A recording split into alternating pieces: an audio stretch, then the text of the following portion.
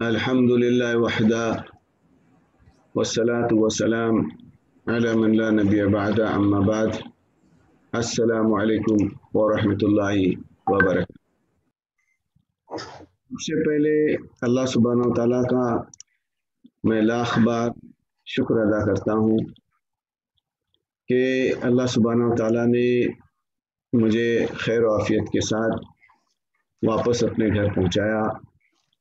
आप सबकी दुआएं कबूल हो गई और बसीहत व आफियत अल्लाह सुब्हानहू व तआला बसीहत व आफियत अल्हम्दुलिल्लाह मैं घर आया। 1 नवंबर को बुखार चढ़ी, 3 दिनों के बाद हालत बहुत ही ख़राब हो गई। 8 तारीख को हॉस्पिटल में एडमिट हुआ, 16 तारीख को हॉस्पिटल से डिस्चार्ज हुआ और आज 10 दिन हो गए। इस दौरान हमारे 2 या 3 जुमा गए, शायद ये चौथा जुमा है, और मैं तीनों जुमा को ज्वाइन नहीं कर सका। लेकिन मेरी जैसी जैसी तबीयत अच्छी होती रही, मैंने एको आ रही है, मुझे लगता है आपके यहाँ दो यूनिट चल रहे हैं, एको आ रही है। हमारे 2 या 3 नहीं सिंगल आवाज है। सिंगल आ रही है बाबा, सिंगल आ रही है, डबल आ रही है, कैसे समझेगा मुझे? नहीं एको नहीं है सजाद भाई, सिंगल है, सिंगल। ठीक है, सही सही आवाज सही। वो सज्जाद भाई के सामने जो है ना, काफी सारी मैंने सेटिंग की बात किया तो ऐसा लगता है कि मैं अभी तक सेटिंग में खोया हुआ हूँ। वैसे मैंने अभी फेसबुक पे लाइव नहीं किया हूँ, सिर्फ इधर ही हुआ है। तो खैर जी ठीक है अभी ठीक है। मैं ये अर्ज कर रहा था कि मैं 26 तारीख को घर आया और वाकई मौत के दहाने से पलट कर आया। शेख मोहतरम शेख शमीम अहमद सलफ़ी हफ़्ज़हुल्लाह जो आज हमारे सामने बैठे हुए हैं और हर जुमा को हमें खतीबुल मिंबर के ज़रिए से ये उनका जो दुरूस है, हर जुमा का जो खुसूसी दुरूस का जो सिलसिला हमने रमज़ान महीने से शुरू किया है, लॉकडाउन की वजह से अल्लाह ताला ने मुझे भी मौका दिया, सज्जाद भाई को कहा कि मुझे भी थोड़ा सा मौका मिल जाएगा सवाब कमाने का, और उन्होंने कबूल किया। और अल्हम्दुलिल्लाह आज रमज़ान महीने से लेकर अब तक ये प्रोग्राम चल रहे। काफ़ी सारे लोगों ने दुआएं की, लेकिन उसमें मैं कह सकता हूँ कि शेख शमीम बहुत ही आगे थे और तकरीबन हर दूसरे दिन फ़ोन करके मेरी खैरियत दरियाफ्त किया करते थे। स्टार्ट में मैंने अपने सारे फ़ोन बंद रखा था, फिर जब फ़ोन शुरू हुए तो शेख मोहतरम से भी मेरी बराह रास्त बात होते रही। मैंने ख़ुद से किसी को ज़्यादा नहीं बताया। हाँ, मेरे भाई लोग जो समीर और सज्जाद और शेख हैं जो बिल्कुल ही करीब है, उनको मैंने पहले दिन या दूसरे दिन बता दिया था। और जिस दिन मेरी बात शायद मैंने अपने ग्रुप में यही शेख शमीम और मैं और सज्जाद भाई और हमारे समीर भाई, वहाँ पर मेरी एक छोटी सी क्लिप शायद 1 मिनट की डाला कि मैं अच्छा हो गया हूँ। उसके बाद हमारे समीर भाई ने वो क्लिप बहुत सारे शायद ग्रुप पे या चंद ग्रुप पे डाले तो लोगों को पता चला। फ़ौरन मुख्तार सुलवे साहब ने उसको नशर किया और जब मैं ठीक हो गया तो खालिद चोगले ने नशर किया और अल्हम्दुलिल्लाह मैं अच्छा हूँ। हर एक ने एक ही दुआ करी कि अल्लाह सुब्हानहू व तआला आपको अच्छा करे और बाहर आकर फिर आप दीन का काम करें। आप लोगों को मालूम होना चाहिए कि जैसे हम हर मस्जिद या मदरसा में उलमा कराम या हुफ़ाज़ कराम हमारे अपनी खिदमत अंजाम देते हैं, बैन ऐसी हम कोकन में एक ऑफिस है हमारी मानगांव में, वहाँ से मुस्लिम नॉन मुस्लिम हर किसी की हम मदद करते हैं और हर किसी को अपनी दीन की बात पहुँचाते हैं। मेरी उम्मीद है कि हम सब उससे जुड़ जाएं। एक बात ऐसी होती है कि मैं चल रहा हूँ, मेरे बाजू में कोई एक शख्स चल रहा है, उसको आग लगी है, तो क्या हम उसकी आग बुझाए बगैर आगे जा सकते हैं? बिल्कुल नहीं जा सकते। आज ही शेख अब्दुल्ला मुश्ताक जो मदीना से डॉक्टरा का कोर्स कर गए हैं, उनके फेसबुक पर यही मैसेज था कि अगर आज के मदारिस के उलमा या तालिब इल्म को अगर गैर मुस्लिमों से ताल्लुक़ रखना और गैर मुस्लिमों तक अपनी बात पहुंचाना, अल्लाह और रसूल की बात पहुंचाना अगर नहीं मालूम है, تو ایسے مدارس کا کوئی فائدہ نہیں. یہ میں نہیں کہہ رہا ہوں، ڈاکٹر عبداللہ مشتاق کہہ رہے ہیں.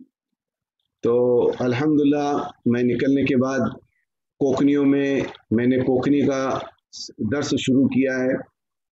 ہیش ڈیلی کوکنی کے نام سے 5 اب تک کے کلپ آئے اس کے، اور انشاءاللہ دعا کیجئے میں کرتے رہوں.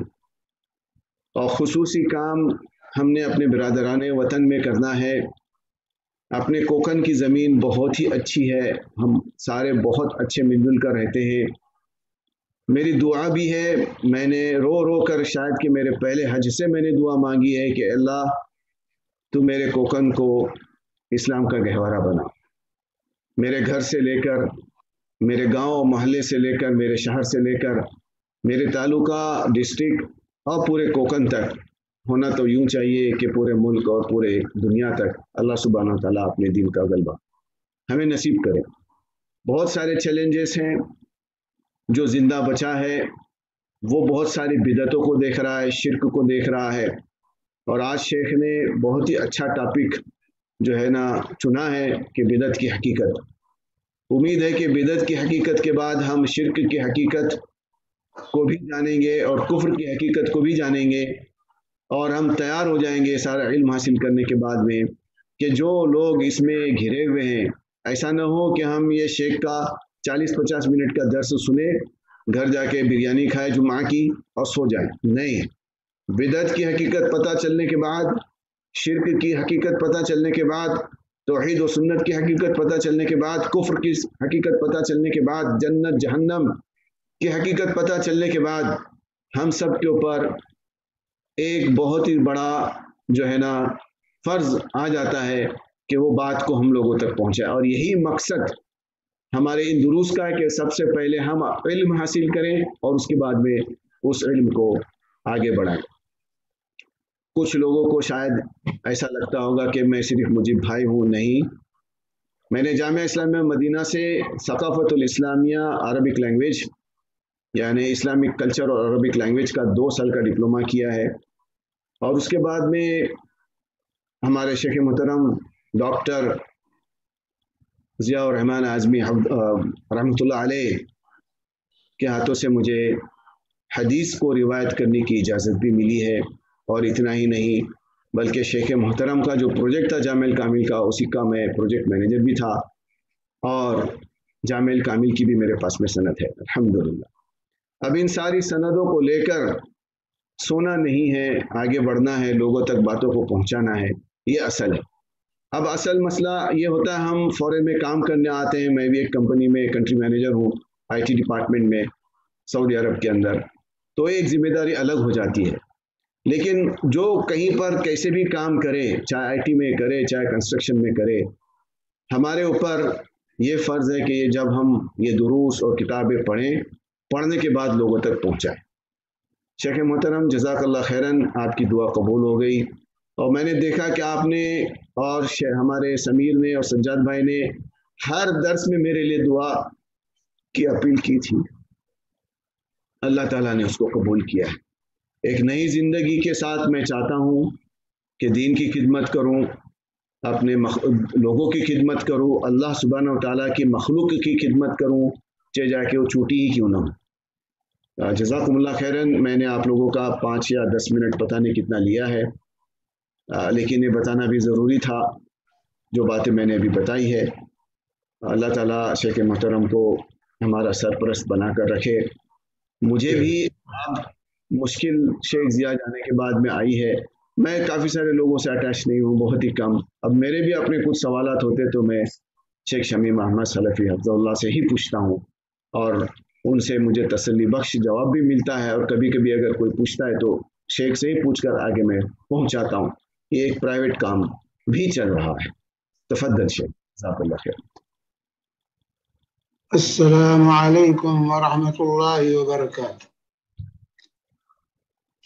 إن الحمد لله نحمده ونستعينه ونستغفره ونعوذ بالله من شرور أنفسنا ومن سيئات أعمالنا. من يهده الله فلا مضل له ومن يضلله فلا هادي له. وأشهد أن لا إله إلا الله وحده لا شريك له وأشهد أن محمدا عبده ورسوله. أما بعد، فإن خير الحديث كتاب الله، وخير الهدي هدي محمد صلى الله عليه وسلم، وشر الأمور محدثاتها، وكل محدثة بدعة، وكل بدعة ضلالة، وكل ضلالة في النار. أعوذ بالله السميع العليم من الشيطان الرجيم، من همزه ونفخه ونفثه. اليوم أكملت لكم دينكم وأتممت عليكم نعمتي ورضيت لكم الإسلام دينا. وقال النبي صلى الله عليه وسلم: من أحدث في أمرنا هذا ما ليس منه فهو رد. متفق عليه. رب اشرح لي صدري ويسر لي أمري واحلل عقدة من لساني يفقه قولي. اللهم صل وسلم على عبدك محمد وعلى آله وصحبه وسلم. محترم سامعین، دینی اور ملی بھائیوں، اسلامی ماں اور بہنوں، آج اس موضوع کے تحت کچھ باتیں آپ کے گوشے گزار کرنی ہیں، وہ بدعت کی حقیقت۔ سنت اور بدعت کا کلمہ ہم عام طور سے اسلامی معاشرے میں اپنے درمیان سنتے ہیں، لیکن بدعت کیا چیز ہے اور بدعت کس قدر خطرناک چیز ہے، اس سے ہماری اکثریت ناواقف۔ اسلام جو رسول پاک صلی اللہ علیہ وسلم لے کر آئے تھے، اس اسلام کو آج بدعتوں کی چادر میں ہم نے لپیٹ دیا ہے، اور صحیح اسلام کا سمجھنا آج لوگوں کے لیے مشکل ہو چکا ہے کہ صحیح اسلام کیا ہے، رسول اللہ صلی اللہ علیہ وسلم کون سا اسلام لے کر آئے تھے۔ اگر ہمارے معاشرے کو دیکھے، ہمیں کوئی دیکھے، تو اسلام کا سمجھنا اس کے لیے مشکل ہے۔ اس لیے آج اس موضوع کو اختیار کیا گیا ہے تاکہ اس کی حقیقت ہمارے سامنے واضح ہو جائے اور ہم بدعات سے پاک ہو کر اس اسلام کے پیروکار بنیں جو اسلام رسول اللہ صلی اللہ علیہ وسلم نے ہمیں دیا ہے۔ بدعت کا کلمہ یہ عربی زبان میں دو معنوں میں استعمال ہوتا ہے۔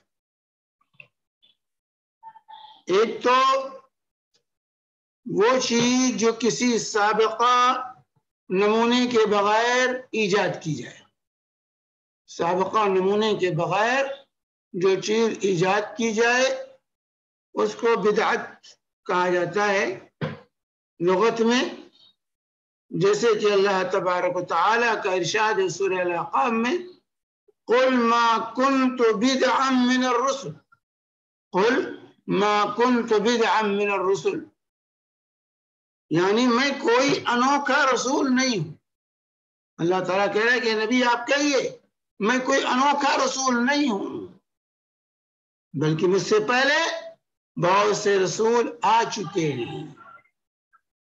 تو بدعت یہ انوکھی چیز جس کا کوئی پہلے سے نمونہ نہ ہو۔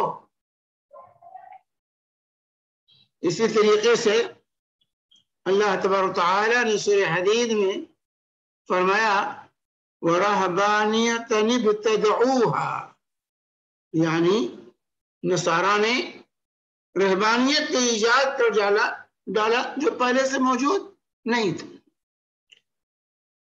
تو ابتدعوها کہا، یہ چیز پہلے سے نہیں تھی، بعد میں لائی گئی ہے. اسی طریقے سے دوسرا معنی بدعت کا لغت میں تھکاوٹ اور مشقت کے معنی میں ہوتا ہے. جیسے کہا جاتا ہے ابدعت الابل، یعنی اونٹ جو ہے یہ تھک گیا، یعنی تھکاوٹ اس کی عادت نہیں تھی لیکن اچانک اس کو تھکاوٹ لاحق ہو گئی اور چلنے سے معذور ہو گیا، تو اس چیز کو بھی بدعت کہا. اور تو یہ دونوں لغوی معنی کہ انوکھی چیز جو اس کا پہلے سے کوئی نمونہ نہ ہو، کوئی ثبوت نہ ہو، اور ایک ہی جو ہے بدعت تھکاوٹ مشقت. تو بدعتیں جتنی ہیں یہ تھکانے والی، یہ مشقت میں مبتلا کرنے والی، اس سے انسان کو تھکاوٹ حاصل ہوتی، راحت اور سکون سنت میں ملتی. تو لغوی معنی تو یہ ہوا. آئیے ہم شرعی معنی دیکھتے ہیں کہ شرعی طور سے جو ہے بدعت کسے کہتے. تو لغوی طور سے ہمارے سامنے جو بات آئی وہ چیز جو کسی مثال سابقہ مثال کے بغیر ایجاد کی گئی ہو، پہلے نہ رہی ہو، بعد میں اس کو ایجاد کیا گیا ہو. شرعی معنی میں مختلف تعریفیں علماء نے کی ہے، لیکن اس کا خلاصہ یہ ہے کہ جس کو دین کے اندر دین یعنی جس فعل کو، جس قول کو، جس فعل کو دین کے اندر اللہ کا تقرب حاصل کرنے کے لیے ایجاد کیا گیا ہو، اس کی صحت پر کوئی دلیل نہ تو کتاب اللہ سے، نہ سنت رسول سے، اور نہ ہی صحابہ کرام کے تعامل سے، اس کو شرعی طور سے بدعت کہا جاتا ہے. نہ قرآن سے جس کا ثبوت ہو، نہ حدیث سے جس کا ثبوت ہو، اور نہ ہی صحابہ کرام رضوان اللہ اجمعین کے تعامل سے اس کا ثبوت ملتا ہو، ایسی چیز کو شریعت کی اصطلاح میں جو ہے بدعت. تو آج بدعت سے متعلق جو ہماری گفتگو ہوگی شرعی بدعت، شرعی بدعت سے متعلق آج ہماری گفتگو ہے. اس سے دنیاوی بدعات جیسے جو ہے مثلا کار ہے، جہاز ہے، ٹیلی فون ہے، وائرلیس ہے، ریل گاڑی ہے، جنگی ہتھیار وغیرہ، یہ اس بدعت کی تعریف سے خارج ہے. یہ دنیاوی چیزیں ہیں، دین سے اس کا تعلق نہیں ہے. یہ اللہ کا تقرب حاصل کرنے کے لیے چیزیں ایجاد نہیں کی گئی ہیں، بلکہ یہ مسالے اور ضروریات کے تحت ایجاد میں آئی ہیں. اب اس کو دیکھا جائے گا، دنیاوی ایجادات کو دیکھا جائے گا شرعی حیثیت سے کہ آیا وہ فرض ہے، سنت ہے، حرام ہے، مکروہ ہے، مباح ہے، کس فہرست میں جو ہے آتے ہیں، اس حیثیت سے ان پر بحث کی جائے گی. لیکن جو ہے بدعت، شرعی بدعت کی حیثیت سے آج ہماری گفتگو ہے جو ہے کہ جو شرعی بدعت کس طرح خبیث چیز ہے اور اس کا دین کے اندر جو ہے کس قدر جو ہے اس سے ہمیں اور آپ کو متنبع کیا گیا ہے اور اس سے روکا گیا ہے.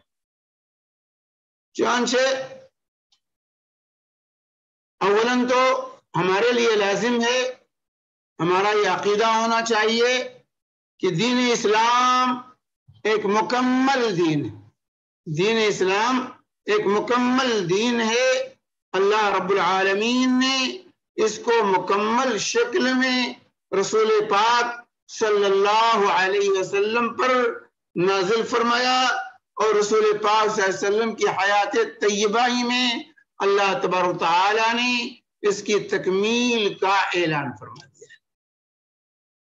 چنانچہ اللہ تعالیٰ کے ارشاد سورہ مائدہ میں اليوم اکملت لکم دینکم واتممت علیکم نعمتی ورضیت لکم الاسلام دینا، کہ آج کے دن میں نے تمہارے لیے تمہارے دین کو مکمل کر دیا ہے اور تمہارے اوپر اپنی نعمت تمام کر دی ہے اور تمہارے لیے اسلام کو بحیثیت دین کے میں نے پسند فرما لیا۔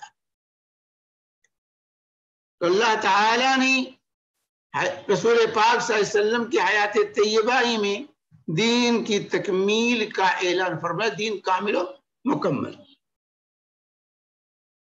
اول تو یہ، ثانیاً یہ چیز یاد رہے کہ رسول پاک صلی اللہ علیہ وسلم کی ذمہ داری تھی کہ رسالت کے حق کو ادا فرمائے اور بلا کم و کاشت اس دین کو انسانیت تک، لوگوں تک پہنچا دیا۔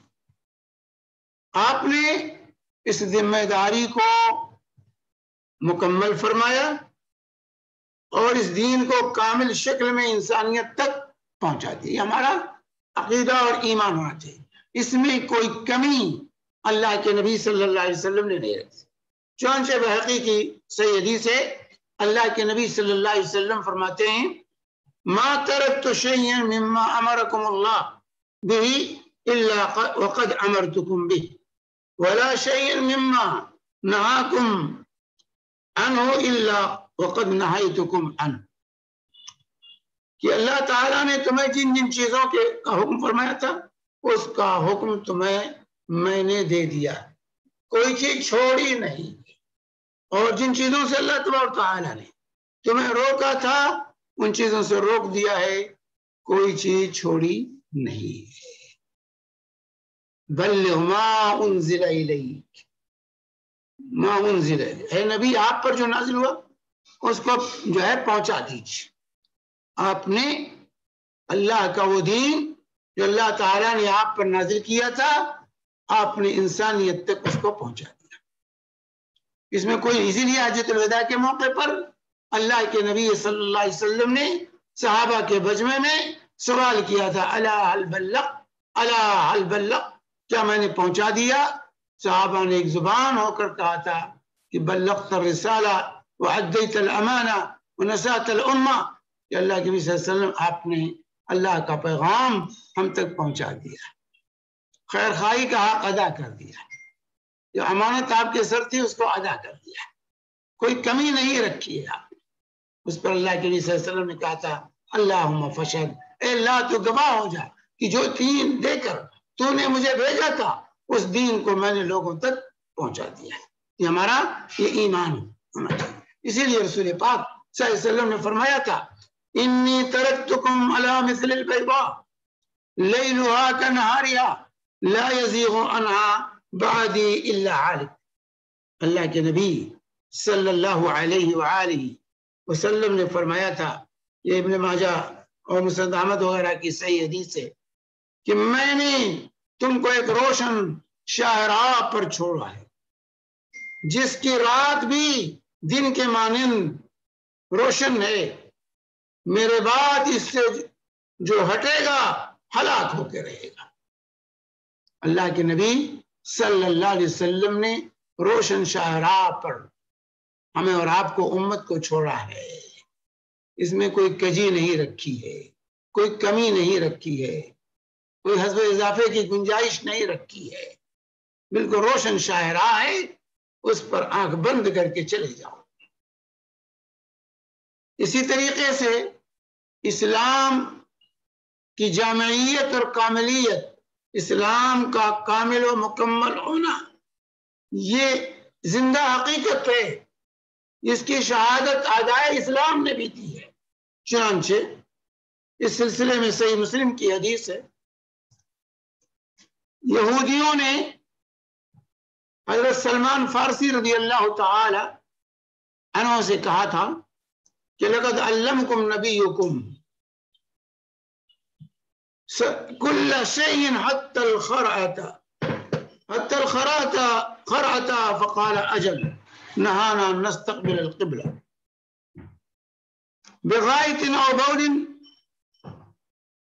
और नस्तंजिया बिल-यमीन और नस्तंजिया अक़ल मिन सलासत अजार और नस्तंजिया बिरजील और अदमिन। हज़रत सलमान फारसी से कहा कि तुम्हारे नबी तो अजीब है, तुम्हें हर चीज सिखाते हैं, हत्ता कि पेशाब पाखाना भी सिखाते हैं, ये कैसे नबी है? तो हज़रत सलमान फारसी रज़ी अल्लाह तआला अन्हु ने उस मौके पर कहा था, हाँ हमारे नबी ने सल्लल्लाहु अलैहि वसल्लम ने हमें पेशाब पाखाना सिखाया है, कैसे किया जाता है।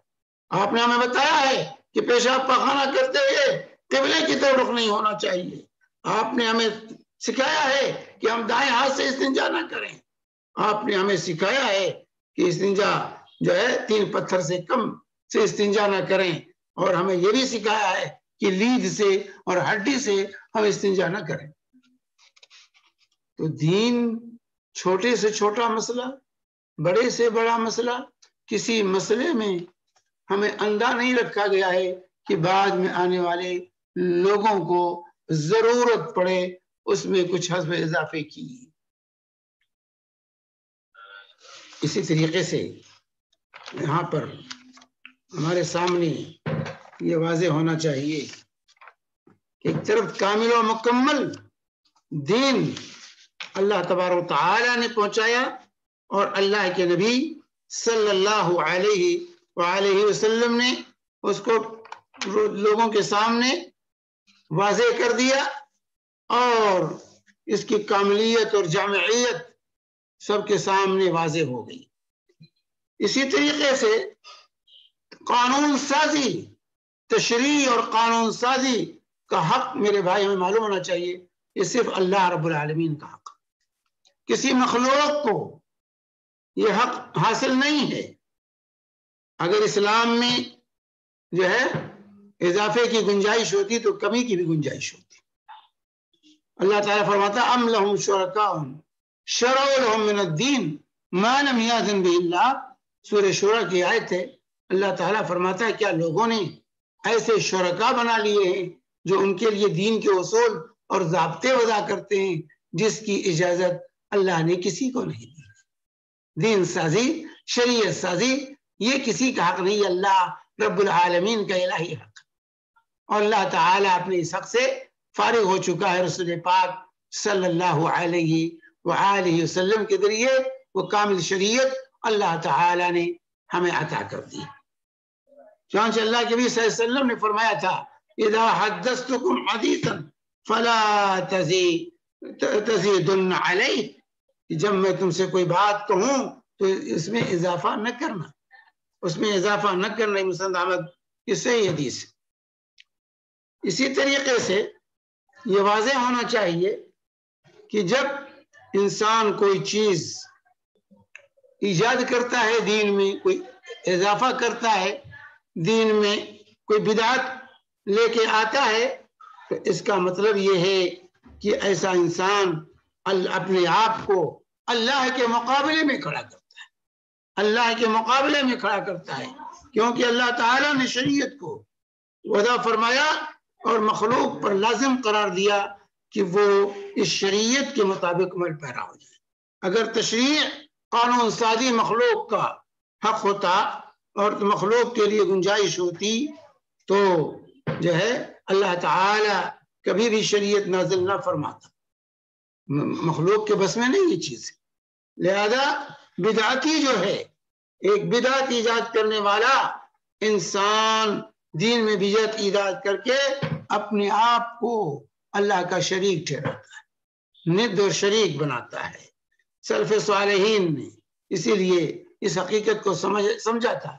इसीलिए इमाम शाफई रहमतुल्लाह अलैह फरमाते हैं मन इस्तासना फक़द शर्रा, जिसने दीन में कोई ऐसी चीज को अच्छा तस्वुर किया जो नहीं थी, उसने तशरीह किया, कानून साजी की, उसने शरीयत बनाई। एक चीज शरीयत नहीं थी, दीन में नहीं थी, और उसको वो कहता है तो अच्छी चीज है, ये तो अच्छी चीज है, इसको होना चाहिए दीन में, तो गोया कि वो कानून साजी कर रहा अल्लाह के मुकाबले में। इसीलिए इमाम अहमद बिन हंबल रहमतुल्लाह अलैह फरमाते हैं उसूल सुन्नत इंदना التمسك بما كان عليه أصحاب رسول الله صلى الله عليه وسلم والاقتداء بهم وترك البدع وكل بدعة ضلالة. امام احمد بن حنبل رحمہ اللہ فرماتے ہیں کہ اصول سنت ہمارے یہاں یہ ہے کہ صحابہ کرام کے طریقے کو لازم پکڑیں اور ان کی اقتداء کریں اور بدعات کو ترک کر دیں، کیونکہ ہر بدعات گمراہی ہے۔ اسی طریقے سے امام دار الہجرہ امام مالک رحمۃ اللہ علیہ فرماتے ہیں کہ من ابتدع فی الاسلام بدعة يراها حسنة او استحسن في الدين شيئا لم يكن فقد زعم ان محمدا صلى الله عليه وسلم خان الرسالة، لأن الله يقول اليوم أكملت لكم دينكم وأتممت عليكم نعمتي ورضيت لكم الإسلام دينا، فما لم يكن في عهده دينا لا يكون اليوم دینا۔ امام مالک فرماتے ہیں جس نے اسلام میں کسی بدعت کو ایجاد کیا سمجھتے ہوئے، اچھا جانتے ہوئے کہ اچھا ہے، اچھی چیز ہے، یا دین میں کسی ایسی چیز کو اچھا سمجھا جو اس میں سے نہیں ہے، تو وہ اس الزام میں مبتلا ہے کہ گویا کہ محمد صلی اللہ علیہ وسلم نے دین کے پہنچانے میں خیانت کی ہے، یہ اچھی چیز تھی آپ نے بتائی نہیں ہے، کیونکہ اللہ تعالیٰ کا ارشاد ہے الیوم اکملت، آج کے دن میں نے تمہارے لیے تمہارے دین کو مکمل کر دیا ہے، واتممت علیکم نعمتی، اپنی نعمت تم پر تمام کر دی ہے، ورضیت لکم الاسلام دینا، اور اسلام کو بحیثیت دین کے تمہارے لیے پسند کر دیا۔ اللہ کا ارشاد فما لم یکن فی عہدہ دینا لا یکون اليوم دینا، تو جو چیز رسول اللہ صلی اللہ علیہ وسلم کی حیات طیبہ میں دین نہیں، وہ آج بھی دین نہیں ہو سکتا۔ جو رسول پاک صلی اللہ علیہ وسلم یہاں دین نہیں تھا، آج دین نہیں ہو سکتا ہے۔ اور اسی طریقے سے اللہ کے رسول صلی اللہ علیہ وآلہ وسلم نے عرباد بن ساریہ رضی اللہ تعالی عنہ کی حدیث میں واضح کر دیا کہ ہر دین کے اندر نئی بات گمراہی، ہر بدعت گمراہی ہے، دین کے اندر ہر نئی بات گمراہی ہے، جیسا کہ عرباد بن ساریہ رضی اللہ تعالی عنہ کی حدیث ابو داؤد، ترمذی، ابن ماجہ جو ہے وغیرہ، دارمی وغیرہ میں یہ حدیث موجود ہے کہ انہوں نے کہا کہ صلی بنا رسول اللہ صلی اللہ علیہ وسلم، ایک دن ذات یوم، ایک دن نبی کریم صلی اللہ علیہ وسلم نے ہمیں نماز پڑھائی، ثم اقبل علینا فوعدنا، پھر آپ ہماری طرح متوجہ ہوئے اور ہمیں واعظ سنائی، فوعدنا موعظة بلیغة ذرفت منها العیون وجلت منها القلوب، کہ جس سے ہماری آنکھیں اشکبار ہو گئیں، ہمارے دل دہل اٹھے، ایسا واعظ آپ نے سنایا۔ تو کہنے والے نے کہا اوصنا کأنها موعظة مودع، یہ تو الوداعی واعظ معلوم ہوتا ہے آپ کا، لہذا ہمیں وصیت کر دیجیے، یہ الوداعی واعظ آپ کا ہے، ہمیں وصیت کر دیجیے۔ تو اللہ کے نبی صلی اللہ علیہ وسلم نے اوصیکم بتقوی اللہ والسمع والطاعة وإن تأمر عليكم عبد حبشي فاسمعوا له وأطيعوه فإنه من يعش منكم من بعدي فسيرى اختلافا كثيرا فعليكم بسنتي وسنة الخلفاء الراشدين المهديين تمسكوا بها وعضوا علي بالنواجذ وإياكم محدثات الأمور فإن كل محدثة بدعة وكل بدعة ضلالة۔ یہ حقیقت کو اللہ کے نبی صلی اللہ علیہ وسلم نے واضح کیا کہ دیکھو تم میں سے میں تمہیں اللہ کے تقوی کی وصیت کرتا ہوں اور سمع و طاعت کی وصیت کرتا ہوں، کہ اپنے مسلم حکمرانوں کی باتوں کو سننا، ان کی اطاعت کرنا، سمع و اطاعت کا جذبہ رہے تمہارے اندر، جو ہے ان کے خلاف خروج نہ کرنا۔ اور اس کے بعد فرمایا کہ اگرچہ تم پر کوئی جو حبشی غلام بھی حاکم بن جائے تو اس کی ماننا اور سننا، کیونکہ تم میں سے تم جو میرے بعد زندہ رہیں گے وہ نئے نئے اختلافات دیکھیں گے۔ فعلیکم بسنتی وسنت، تو ایسی صورت میں تم میری سنت کو اور میرے خلفائے راشدین کی سنت کو مضبوطی کے ساتھ تھام لینا، دانتوں سے پکڑ لینا، چھوٹنے نہ پائے، وَإِيَّاكُمْ مُحْدَثَاتِ الْأُمُورِ، اور نئی باتوں سے بچتے رہنا، کیونکہ دین میں ہر نئی بات بدعت ہے، اور کل بدعت ضلالہ، اور ہر بدعت گمراہی ہے۔ اللہ کے نبی صلی اللہ علیہ وسلم نے یہ آگاہی دی تھی کہ دین میں ہر بدعت، ہر نئی بات جس کا ثبوت نہیں ہے وہ گمراہی اور ضلالت ہے۔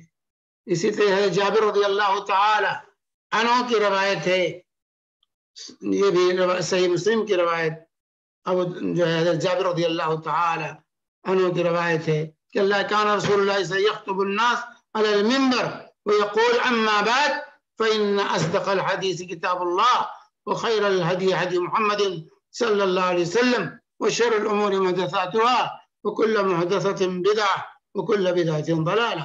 اللہ کے نبی صلی اللہ علیہ وسلم کے بارے میں جابر رضی اللہ تعالی عنہ بیان کرتے ہیں کہ اللہ کے نبی صلی اللہ علیہ وسلم منبر پر خطبہ دیتے تھے اور فرماتے تھے اما بعد، اللہ کی حمد و صلات کے بعد ہر خطبے میں اللہ کے فرماتے تھے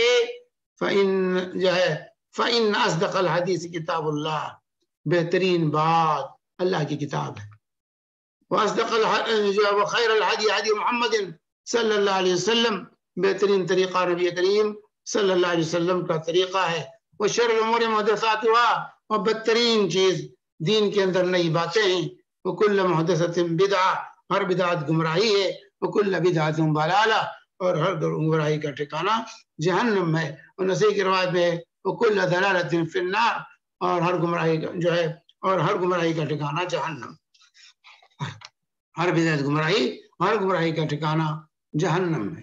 اسی طریقے سے بخاری و مسلم کی متفق علیہ حدیث، حضرت عائشہ صدیقہ رضی اللہ تعالی عنہا کہتی ہیں کہ نبی کریم صلی اللہ علیہ وسلم نے فرمایا من احدث فی امرنا ھذا ما لیس منہ فہو رد، جو میرے اس دین میں کوئی نئی چیز ایجاد کرے جو اس میں سے نہیں ہے وہ مردود ہے، وہ مردود ہے۔ اللہ کے نبی صلی اللہ علیہ وسلم نے اس کو مردود قرار دیا۔ اور اسی طرح سے مسلم کی حدیث من عمل عملا لیس علیہ امرنا فہو رد، جو کوئی ایسا عمل کرے جو ہمارے طریقے پر نہیں ہے وہ مردود ہے، اسے مسلم کی حدیث ہے۔ تو اس طریقے سے اللہ کے نبی صلی اللہ علیہ وسلم نے بدعت کو، ہر بدعت کو گمراہی اور ضلالت قرار دیا، یہ ضلالت اور گمراہی ہے، دین کے اندر نئی باتوں کا ایجاد۔ اسی لیے جو ہے حافظ ابن حجر رحمہ اللہ فرماتے ہیں کہ یہ جملہ جو ہے کل بدعۃ ضلالہ، یہ اپنے مفہوم اور منطق ہر اعتبار سے ایک شرعی کلی قاعدہ ہے کہ جو ہے کہ ہر بدعت گمراہی، ہر بدعت گمراہی ہے، جو ہے کہ ہر بدعت، ہر چیز کا حکم جو بدعت ہے ہر بدعت گمراہی ہے، لہذا شریعت میں یہ شریعت نہیں کہا جا سکتا، اس کو سنت نہیں کہا جاتا، کہ جو ہے سنت کل کی کل ہدایت ہے، سنت ہدایت ہے، بدعت ضلالت ہے، اس لیے بدعت جو ہے یہ دین نہیں ہو سکتا، یہ شریعت نہیں ہو سکتی ہے۔ اور حضرت عائشہ صدیقہ رضی اللہ تعالی عنہا کی یہ حدیث جو ابھی آپ کے سامنے پیش کی گئی ہے، جوامع الکلم، یہ جامع کلمات اللہ کے نبی صلی اللہ علیہ وسلم نے بیان فرمایا، اس کے جو ہے ہر اس حدیث پاک اعمال کے کھرے کھوٹے ہونے کی میزان ہے، ہر شخص پرکھ سکتا ہے اپنے عمل کو کہ ہمارا یہ عمل کھرا ہے یا کھوٹا ہے۔ رسول پاک صلی اللہ علیہ وسلم نے بنیادی اصول معیار بتا دیا کہ من احدث فی امرنا ھذا ما لیس منہ فہو رد، وہ رد ہے، جو ہے جو ہمارے طریقے پر، ہمارے بتائے ہوئے طریقے کے مطابق نہ ہو، اور اس کو ہم نے نہیں بتایا ہے اور اس کو دین سمجھ کے کوئی کر رہا ہے، وہ جو ہے مردود عمل ہے۔ چنانچہ کسی بھی عمل کے قبول ہونے کے لیے دو بنیادی شرطیں، ایک تو خالص اللہ کے لیے ہو، فمن کان یرجو لقاء ربہ فلیعمل عملا صالحا ولا یشرک بعبادۃ ربہ احدا، کہ جو اس کو اپنے رب سے ملنے کی امید ہو اس کو چاہیے کہ وہ عمل صالح کرے اور اپنے مالک کی عبادت میں کسی کو شریک نہ ٹھہرائے۔ فلیعمل عملا صالحا ولا یشرک بعبادۃ ربہ احدا، سورہ کہف کی آیت ہے کہ جو ہے وہ عمل صالح کرے، یعنی شریعت کے مطابق کرے، اور اس عبادت میں کسی کو شریک نہ ٹھہرائے، یعنی خالص اللہ کے لیے کرے۔ یہ دو بنیادی شرط۔ کہ عمل ہمارا خالص اللہ کے لیے ہو اور خالص نبی کے طریقے پر ہو. دو چیزیں بنیادی شرطیں ہیں کسی بھی عمل کے قبول ہونے کے لیے. تو یہ عمل سنت کے مطابق ہو اور اللہ کے لیے ہو. اگر اللہ کے لیے نہیں تب بھی عمل صالح نہیں، اگر سنت کے مطابق نہیں تب بھی عمل صالح نہیں. تو جو ہے اس کے سے واضح ہو جاتا ہے کہ اسلام میں کوئی بدعت اچھی چیز نہیں ہے. اس لیے جو ہمارے بھائی کہتے ہیں بدعت حسنہ، بدعت حسنہ، بدعت حسنہ ہو ہی نہیں سکتی. جو حسنہ ہے وہ سنت ہے، سنت حسنہ ہے، بدعت جو ہے ضلالت اور گمراہی ہے، سیاح. ہر بدعت سیاح ہے اور ہر سنت جو ہے حسنہ ہے، یہ واضح ہونا چاہیے. لوگ عام طور سے جب لوگوں سے کو منع کیا جاتا ہے، بدعتوں سے آگاہ کیا جاتا ہے اور کہا جاتا ہے بھائی یہ بدعت ہے اس کو چھوڑ دو، تو کہتے ہیں اس میں حرج کیا ہے بھائی، اس میں حرج کیا ہے؟ قرآن ہی تو پڑھ رہے ہیں، کھانا ہی تو کھلا رہے ہیں، اذکار وغیرہ ہی تو کر رہے ہیں، اس میں حرج کیا ہے بھائی؟ سورہ فاتحہ پڑھنا کوئی کھانے پہ پڑھتے تو کیا ہو، نماز میں تو پڑھتے ہیں، اس میں حرج کیا ہے؟ اگر کھانے پر ہم فاتحہ پڑھتے ہیں تو اس میں حرج کیا ہے؟ اگر ہم جو ہے اس سے ذکر و اذکار اپنی طرف سے کرتے ہیں تو کیا اس میں حرج کیا ہے؟ تو یہ ایک شیطانی چال ہے میرے بھائیوں، وسوسہ ہے، اور شیطان نما انسان اس کو جو ہے عام کرنے میں لگے ہوئے ہیں. بھائی اچھی چیز ہے، اس میں کیا ہے؟ لوگ تو قرآن پڑھنے سے روکتے ہیں، یہ تو ذکر کرنے سے روکتے ہیں، یہ تو کھانا کھلانے سے روکتے ہیں، یہ تو صدقہ کرنے سے روکتے ہیں. اس طریقے سے لوگوں کو جو ہے ورغلایا جاتا ہے. اور یہ کہا جاتا ہے روکا کہاں گیا ہے؟ اس سے روکا کہاں گیا؟ ایک سب سے بڑا سوال یہ ہوتا ہے اس سے روکا کہاں گیا؟ اس سے روکا کہاں گیا؟ یہ روکا کیا نہیں ہے؟ اللہ کے نبی صلی اللہ علیہ وسلم نے فرمایا من عمل عملا لیس علیہ امرنا فورد وہ مردود ہے، من احدث فی امرنا ھذا ما لیس منہ فورد. جو ہمارے دین میں کوئی نئی بات ایجاد کرے جو اس میں سے نہیں، مردود ہے، یہ ممانعت نہیں ہے. لوگ کہتے ہیں روکا کہاں گیا؟ روکا گیا ہے. کوئی بھی عمل کرنے کے لیے ضروری ہے، کوئی بھی عبادت کے لیے، کوئی بھی نیکی کا کام کرنے کے لیے دلیل کی ضرورت ہوتی ہے. دلیل چاہیے، دلیل چاہیے. تو کرنے والا دلیل دے گا. آپ کوئی عمل کر رہے ہیں، کوئی عبادت کر رہے ہیں، آپ مکلف ہیں کہ اس کی دلیل پیش کیجئے. کرنے کے لیے دلیل چاہیے، روکنے کے لیے دلیل نہیں ہوتی، کیونکہ ثابت نہیں ہے اسے ہم روکتے ہیں. چنانچہ حضرت انس رضی اللہ عنہ سے سمجھیے اس کی حقیقت کو. یہ بخاری اور مسلم کی متفق علیہ حدیث ہے. حضرت انس بن مالک رضی اللہ تعالی عنہ روایت کرتے ہیں کہ جاء ثلاثة رات الى بیوت ازواج النبی صلی اللہ علیہ وسلم یسألون عن عبادت النبی صلی اللہ علیہ وسلم. 3 آدمی ازواج مطہرات کے پاس پہنچتے ہیں رسول پاک صلی اللہ علیہ وسلم کی عبادت کی کیفیت معلوم کرنے کے لیے. فلما اخبروا بی فکانہم تقالوها.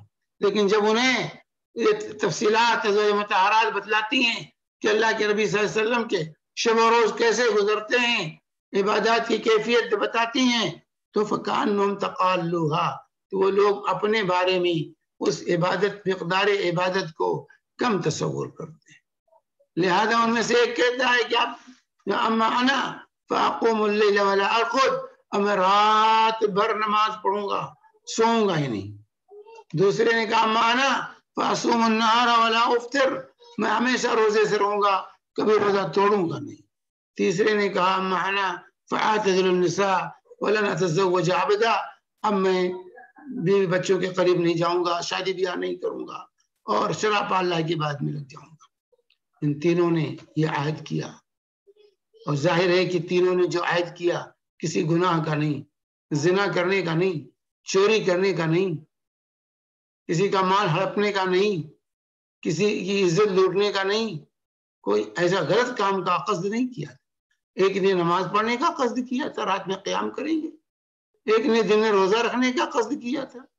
ایک نے سراپا اللہ کی عبادت میں لگنے کا قصد کیا.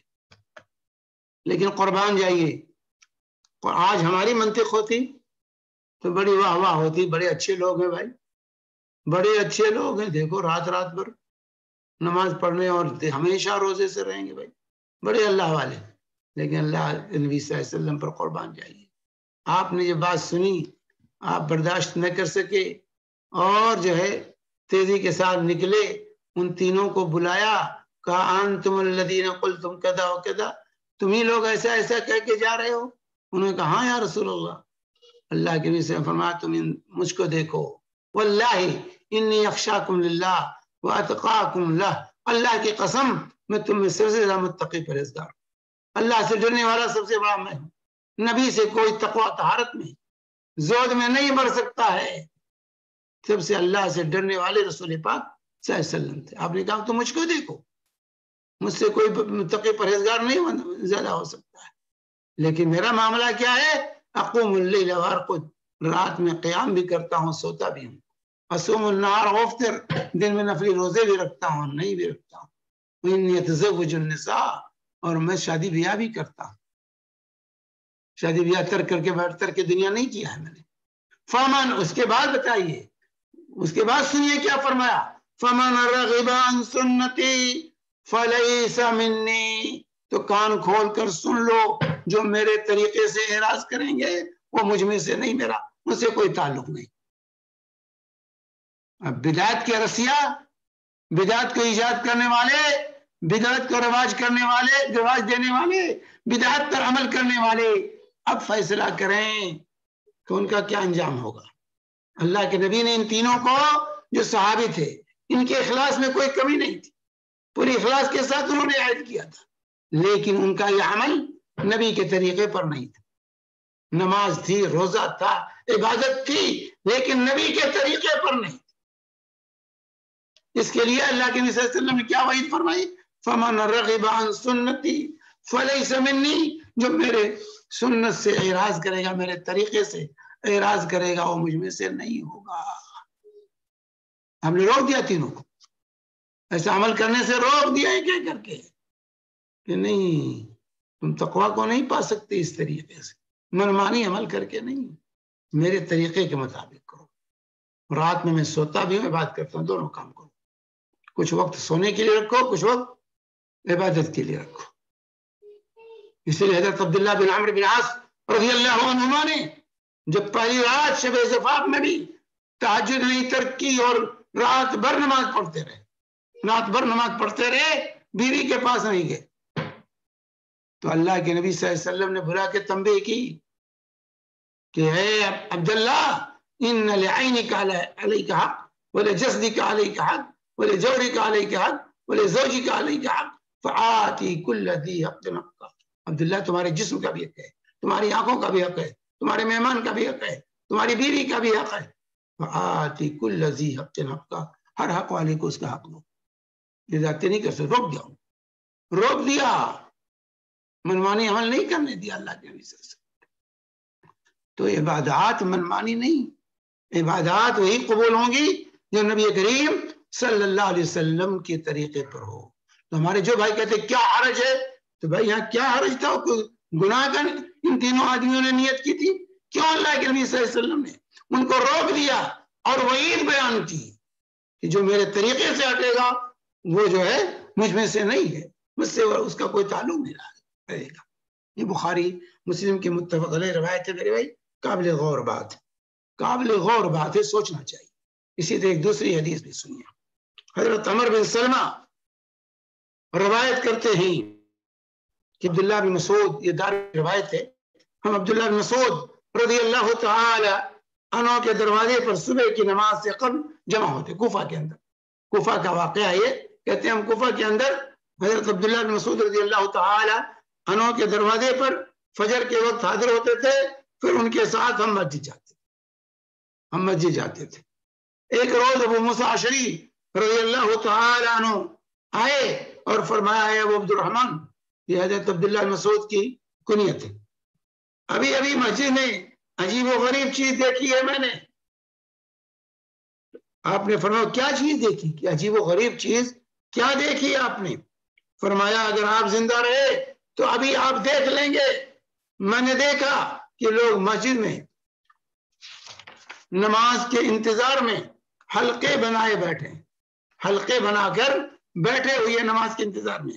ہر حلقے کے ساتھ ایک شخص ہے, اور لوگوں کے ہاتھ میں کنکریاں ہیں، وہ شخص کہتا ہے کہ 100 بار اللہ اکبر کہو، وہ لوگ 100 بار اللہ اکبر کہتے ہیں۔ وہ کہتا ہے 100 بار لا الہ الا اللہ پڑھو، لوگ 100 بار لا الہ الا اللہ پڑھتے ہیں۔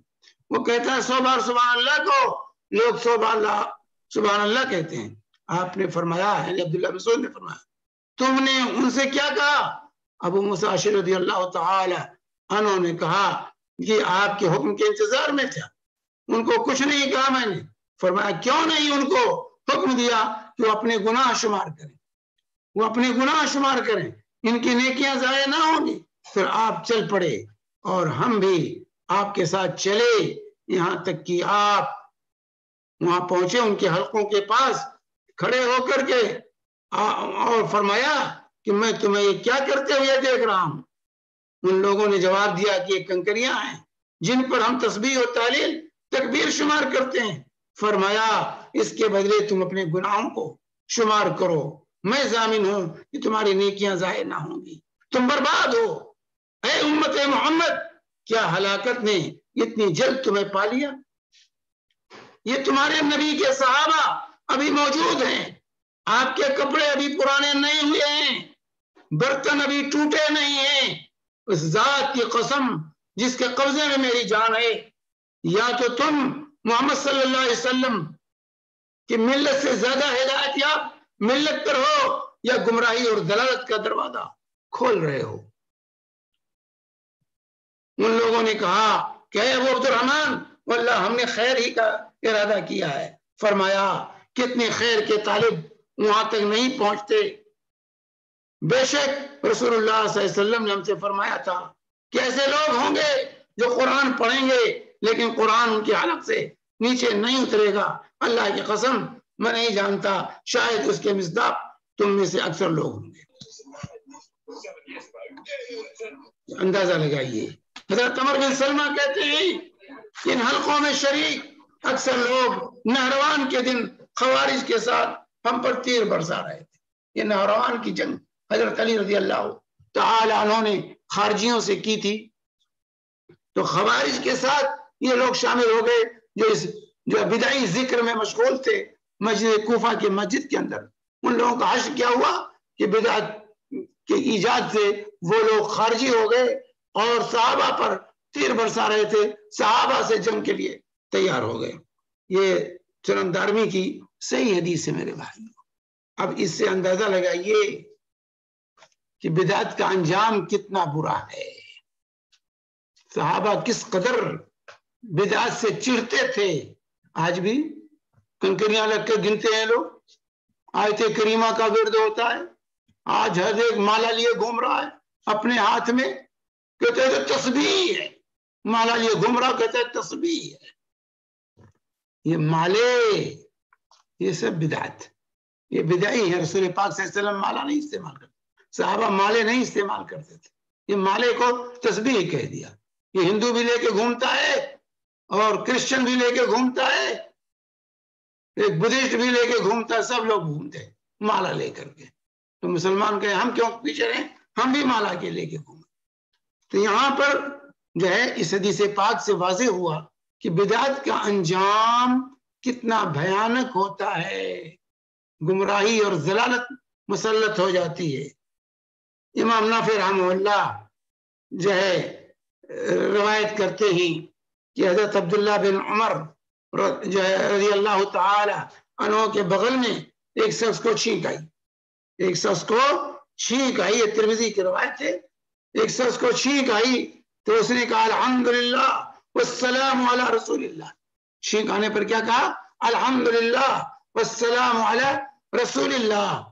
تو حضرت عبداللہ بن عمر نے کہا میں بھی کہتا ہوں الحمدللہ والسلام علی رسول اللہ، لیکن لیس ہکذا علمنا رسول اللہ صلی اللہ علیہ وسلم، لیکن چھینکنے کے وقت اللہ کے نبی صلی اللہ علیہ وسلم نے ایسی تعلیم ہمیں نہیں دی ہے۔ علمنا ان نقول الحمدللہ، ہمیں جو تعلیم دی کہ ہم چھینک آئے تو الحمدللہ کہیں۔ والصلاۃ والسلام علی رسول اللہ نہیں کہا ہے، والسلام علی رسول اللہ نہیں سکھایا ہے چھینکنے کے وقت، تو جو ہے الحمدللہ صرف۔ تو حضرت عبداللہ بن عمر نے روک دیا کہ نہیں، چھینکنے کے وقت اللہ کے نبی نے الحمدللہ سکھایا ہے۔ والسلام علی رسول اللہ نہیں سکھایا، اس سے رک جاؤ، یہ صحیح نہیں ہے۔ اسی طرح ایک شخص امام مالک رحمۃ اللہ علیہ کہ یہ لوگ کہتے ہیں حرج کیا ہے، حرج کیا ہے؟ بھائی یہاں کیا حرج تھا؟ کیا حرج تھا کہ عبداللہ بن عمر رضی اللہ عنہما نے اس شخص کو روک دیا کہ نہیں والسلام علی رسول اللہ سیکھنے کے وقت تم نہیں کہہ سکتے ہو، یہ اضافہ ہے، یہ دین کے اندر اضافہ ہے۔ ایک شخص امام مالک کے پاس آتا ہے اور دریافت کرتا ہے کہ میں احرام کہاں سے باندھوں، احرام کہاں سے باندھوں مدینہ میں؟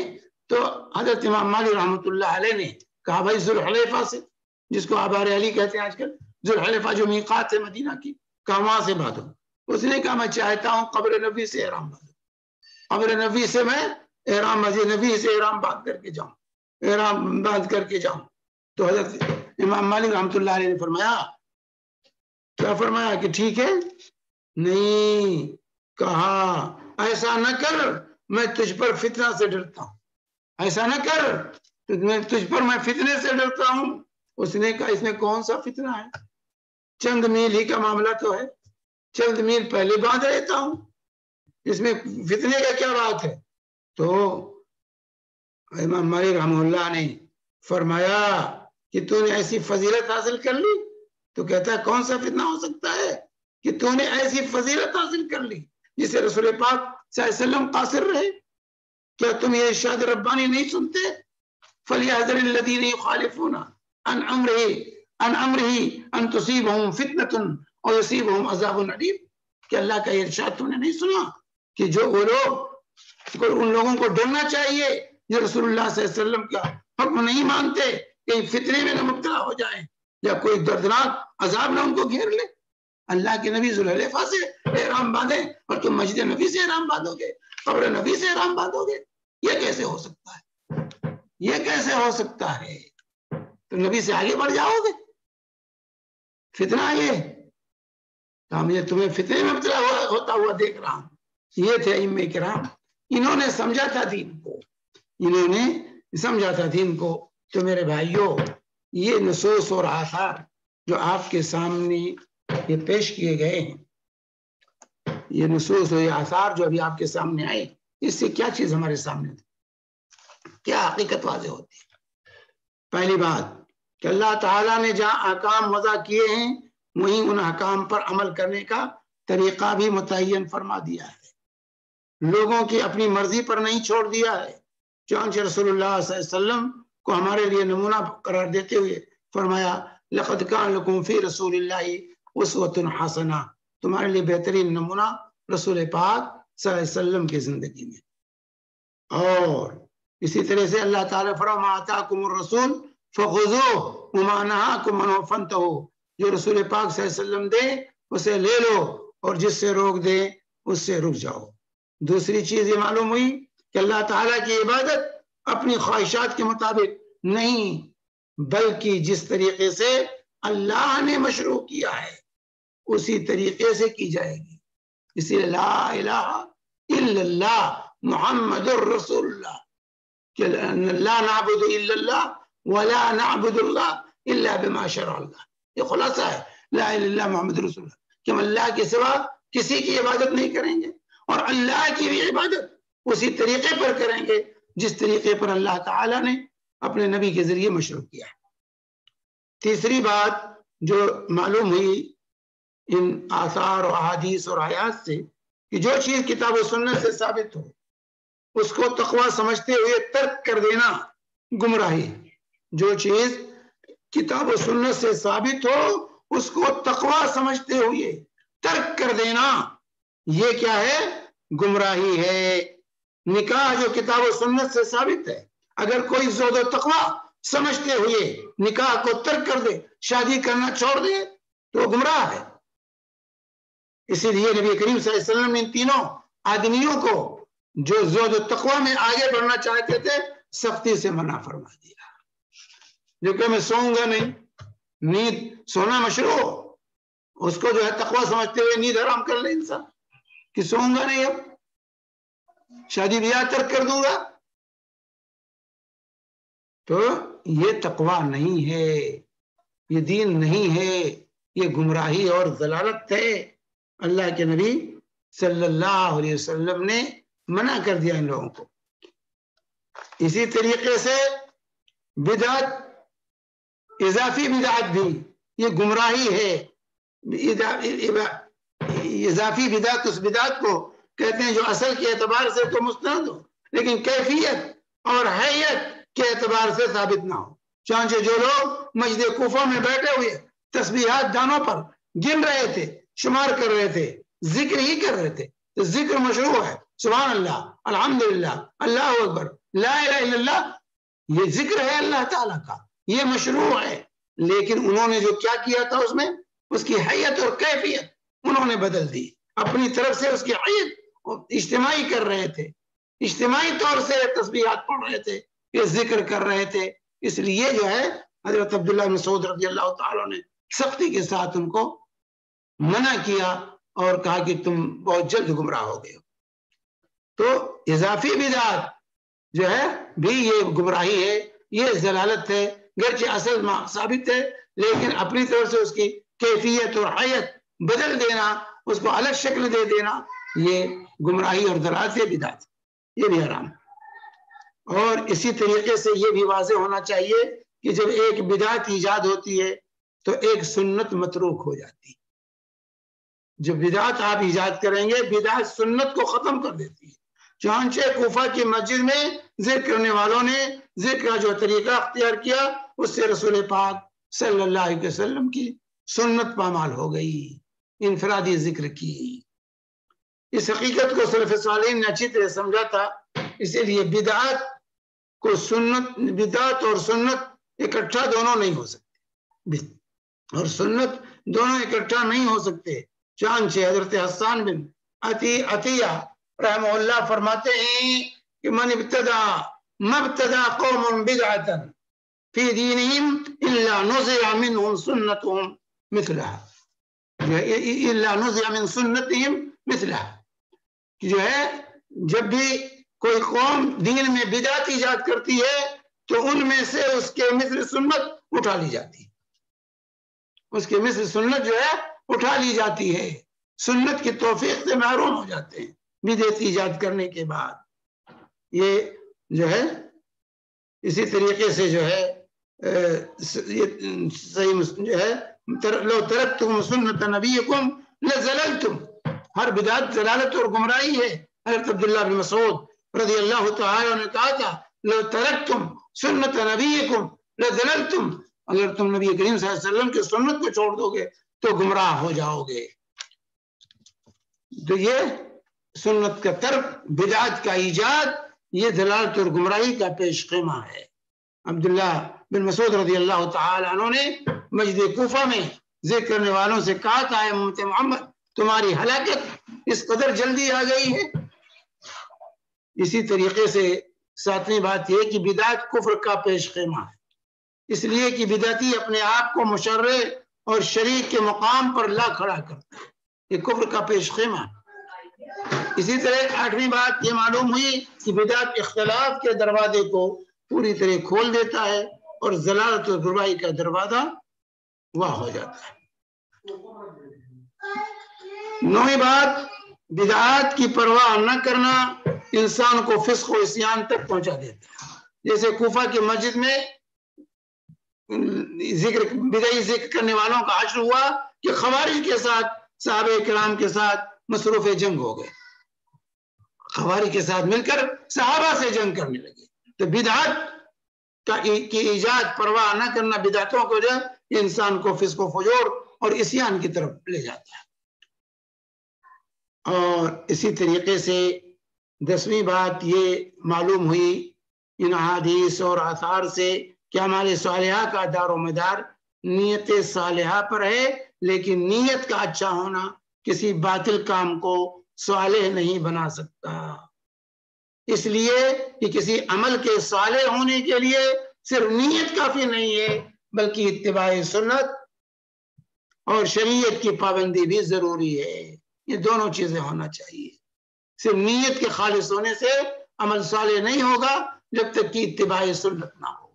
اتباع سنت کے بغیر عمل صالح نہیں ہو سکتا۔ اور یہ واضح رہے کہ خیر میں زیادتی ہمیشہ خیر نہیں ہوتی ہے، خیر میں زیادتی ہمیشہ خیر نہیں ہوتی ہے، اکثر حالات میں شر میں تبدیل ہو جاتی ہے. جیسے شجاعت بہادری، اس میں زیادتی ہو جائے، شجاعت میں زیادتی ہو جو جنون کی شکل اختیار کر لیتی، کمی ہو تو بزدلی قرار پاتی، اعتدال ہو تو شجاعت. اسی طرح سخاوت اگر حد سے بڑھ جائے تو اسراف اور تبذیل فضول خرچی بن جاتی، اگر کم ہو جائے تو بخالت قرار پاتی. لہذا اعتدال اور میانہ روی یہ ضروری ہے. میانہ روی، اعتدال، اللہ کے نبی صلی اللہ علیہ وآلہ وسلم نے جس راستے پہ چھوڑا ہے اسی پر ٹھہرے رہنا، جو حدود مقرر کی ہے ان حدوں پر ٹھہرے رہنا، اس سے نہ پیچھے ہٹنا نہ اس سے آگے بڑھنا. پیچھے ہٹیں گے پھر بھی خطرہ ہے، آگے بڑھیں گے پھر بھی خطرہ ہے. تو یہ بدعات میرے بھائیوں یہ دین کی شکل کو مسخ کر دیتی ہے، سنت سے دور کر دیتی ہے، نبی کی مخالفت پر ابھارتی ہے. اس لیے بدعات اور خرافات کی حقیقت کو سمجھنے کی ضرورت ہے. اللہ تبارک و تعالی سے دعا ہے کہ اللہ تبارک و تعالی ہم سب کو بدعات و خرافات محفوظ رکھے، ہمیں سنتوں کا خوگر بنائے، سنتوں پر عمل کرنے کی توفیق عطا فرمائے. وصلی اللہ علی نبینا محمد وعلی آلہ وصحبہ وسلم وجزاکم اللہ خیر.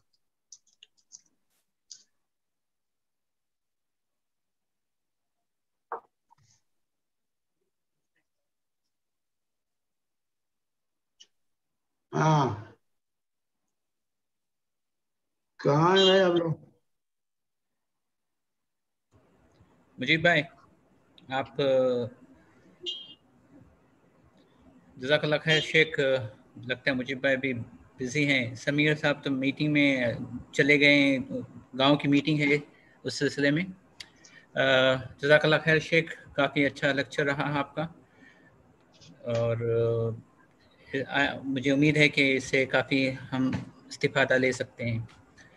سوال جواب کا سلسلہ شروع کرتے ہیں. جیسے کہ حسب معمول زوم پہ جو مرد حضرات ہیں ان سے گزارش ہے اپنے ہاتھ اٹھائیں اور سوال کریں.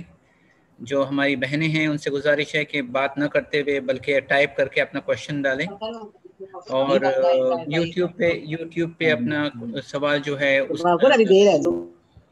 اس طریقے سے ڈال دیجئے تاکہ اگر مجیب بھائی لے سکے تو، نہیں تو میں ہی کوشش کروں گا. پتہ نہیں مجیب بھائی ہو سکتا ہے آ جائیں گے واپس.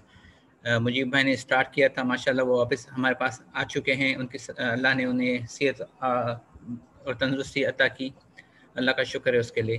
تو شروع کرتے ہیں. اگر ہمارے پاس کوئی ہے بھائی جن کا سوال ہے تو اپنا ہاتھ ریز کریں اس پہ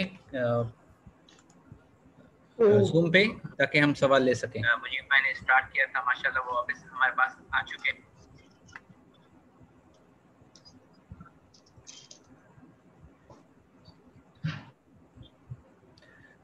یہاں پہ یوٹیوب پہ ایک سوال ہے، ہم وہاں سے شروع کرتے ہیں. ایک بہن کا سوال ہے. السلام علیکم ورحمۃ اللہ.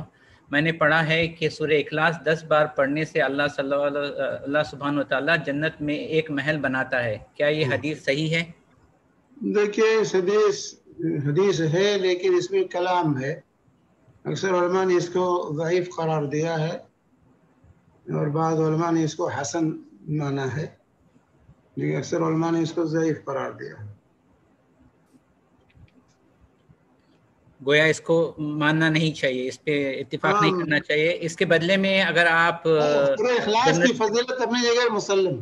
سورہ اخلاص کی فضیلت ابھی یہ ثلث قرآن 1/3 قرآن کے برابر ہے. جتنے ہی زیادہ پڑھیں گے اتنا ہی ثواب ملے گا، اس میں کوئی شک نہیں ہے. لیکن یہ 10 مرتبہ میں جنت میں محل جو ہے، تو اس پر جو ہے علماء نے کلام کیا ہے. بعض علماء نے اس کو حسن درجے کی حدیث مانی. اس سے بہتر یہی ہوگا نا شیخ، اگر ایک سنت سے پڑھیے اس کو، کیا ہے جنت ملے گی انشاءاللہ. لیکن جنت کے گھر کے لیے 12 سنتیں، ہاں وہی 10 مرتبہ پڑھنے کا جو ہے اس میں جو اختلاف ہے اس کے صحت اور ضعف میں. جی اور کسی کا سوال ہے؟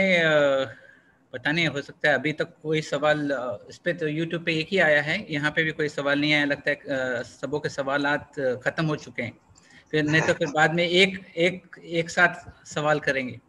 ہاں وہی ختم ہونے لگتا ہے جب تب زیادہ ہو جاتے ہیں. جی ہم 1 منٹ رکتے ہیں، اگر کسی نے سوال نہیں کیا تو ہم پھر نہیں اعلان کرتے ہیں کہ آئیں تو سوال لے کے آئیں تب تو ٹھیک ہے.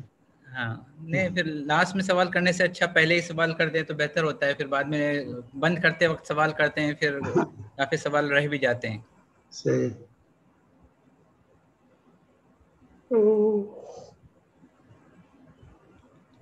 جی مطلب بھائی سوال کیجئے گا آپ. السلام علیکم ورحمۃ اللہ وبرکاتہ شیخ صاحب. وعلیکم السلام. جزاک اللہ خیر شیخ صاحب آپ کا سیشن کے لیے. شیخ صاحب میرا سوال یہ تھا کہ ہم لوگ جب نارمل نماز پڑھتے ہیں شیخ صاحب تو اس میں ایک حدیث میں سنا کہ اگر ہم تسبیح پڑھتے ایک ہی جگہ پر بیٹھ کے تسبیح پڑھتے تو اس میں فرشتے نازل ہوتے. ایک ہی جگہ بیٹھ کے تسبیح نماز کے بعد جو تسبیح پڑھتے ہیں. جی جی جی جی ہاں شیخ صاحب. تو شیخ صاحب اگر جب تک آپ بیٹھے ہوئے اللہ کے ذکر میں مشغول ہیں تب تک فرشتے آپ کے لیے دعا کرتے ہیں. اللہ مرحم ہو. جی جی اللہ جب سے مسجد میں آئے نماز کے انتظار میں بیٹھے ہیں یا نماز کے بعد ذکر و اذکار میں مشغول بیٹھے ہیں تو فرشتے آپ کے لیے دعا کرتے ہیں اللہم اغفر لہ اللہم ارحم ہو، جب تک کہ اس کا وضو نہ ٹوٹ جائے اور جب تک کہ وہ چلا نہ جائے. تو شیخ صاحب اس میں مسجد میں جانا ضروری ہے شیخ صاحب؟ اس کے مسجد میں جانا لیکن مسجد میں بھائی جن کے اوپر جماعت واجب ہے تو ان کو تو مسجد میں جانا ضروری ہے. جن کے اوپر جماعت واجب یہ خواتین ہیں وہ گھر کے اندر بیٹھ کر ذکر اذکار کر رہی ہیں، فرشتے دعا کرتے ہیں ان کے لیے. جی شیخ صاحب. جی شیخ صاحب اس کے سلسلے میں میرا سوال یہ تھا شیخ صاحب کہ اگر نماز کا وقت ہو گیا جیسے ظہر کا وقت ہو گیا اور اس کے ہم 1 گھنٹے بعد پہنچ کے کچھ لوگ مل کے جماعت بنائے تو اس میں بھی یہ ثواب مل سکتا ہے؟ بھائی اصل جماعت پہلی جماعت ہے. اصل جماعت پہلی جماعت ہے. دوسری تیسری چوتھی جماعتیں یہ تسلی کے لیے، دل کو بہلانے کے لیے. اصل جماعت جس پر واجب ہے، جس میں شریک ہونا، وہ پہلی جماعت ہے مسجد کی، سمجھے؟ اس میں شریک ہونا مردوں کے لیے لازم ہے. ہاں اس کے بعد ذکر و اذکار کرتے ہیں تو ثواب ملے گا. اس کا ہم کیا نہیں کرتے کہ ذکر کریں گے تو ثواب نہیں ملے گا. اب آپ تنہا بھی پڑھیں نماز یا بعد کی جماعت میں پڑھتے ہیں تو نماز کے بعد اذکار کی پابندی ہمیں کرنی چاہیے اور فرشتے آپ کے لیے دعا کریں گے انشاءاللہ. جی جزاک اللہ. شیخ صاحب اگر کسی کا سوال نہیں ہے تو ایک سوال اور ہے میرے پاس بس. ہاں ٹھیک ہے. ہاں شیخ صاحب ہم شیئرز میں پیسے انویسٹ کر سکتے ہیں کیا شیخ صاحب؟ بھائی شیئر دیکھنا ہوگا کس چیز کا شیئر ہے، سمجھے؟ مطلب کوئی فتویٰ اس میں نہیں دیا جا سکتا جب تک کہ اس چیز کا اولاً چیز وہ چیز فی نفسہ ہی مباح ہو. جس چیز کا کاروبار ہو رہا ہے وہ چیز شرعاً مباح ہو، اگر حرام ہے تو نہیں جائز ہے. اور دوسری چیز یہ ہے کہ اس میں بینک سے سودی قرض لے کر نہ لگایا گیا. اس کاروبار میں بینک سے سودی قرضہ لے کر کے نہ لگایا گیا ہو تو اس میں ہم شیئر لے سکتے ہیں. اگر بینکوں کے ساتھ سودی قرضوں کے ساتھ معاملہ ہے تو اس میں شیئر لینا جائز نہ ہوگا. جی جزاک اللہ خیر. مجیب بھائی ویلکم. جی السلام علیکم ورحمۃ اللہ وبرکاتہ. شیخ کیسے خیریت سے؟ السلام ورحمۃ اللہ وبرکاتہ. میں تھوڑا سا لیٹ ہو گیا. یہ ابھی ایک سوال آیا ہے یوٹیوب کے اوپر، میں یہاں پوسٹ کر دیتا ہوں. Every one. جی یہ سوال ایسا آیا ہے کہ میں نے پڑھا ہے کہ سورہ اخلاص یہ ہو گیا مجیب بھائی، یہ ہو گیا. اچھا ہاں تو یوٹیوب کے سب ہو گئے پھر؟ نہیں ایک ہی ہو گیا ہے. دوسرا سوال آپ لے سکتے ہیں. دوسرا سوال ہے محمد عتیق الاسلام. کیا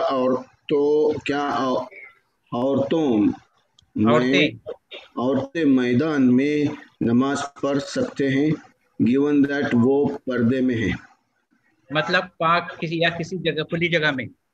ہاں کھلی جگہ میدان میں اور پردے میں، جیسے کہ عیدگاہ ہو گئی. اگر کہیں ایسی ضرورت پیش آ جاتی ہے کہ عورت ایسی جگہ ہے نماز کا وقت ہو گیا ہے اور ایسی جگہ پر ہے جہاں کی مسجد نہیں ہے یا پردے کی جگہ نہیں ہے تو وہ پردے کے ساتھ وہاں اپنے نماز پڑھ سکتی ہے، پردے کے ساتھ نماز پڑھ سکتی ہے۔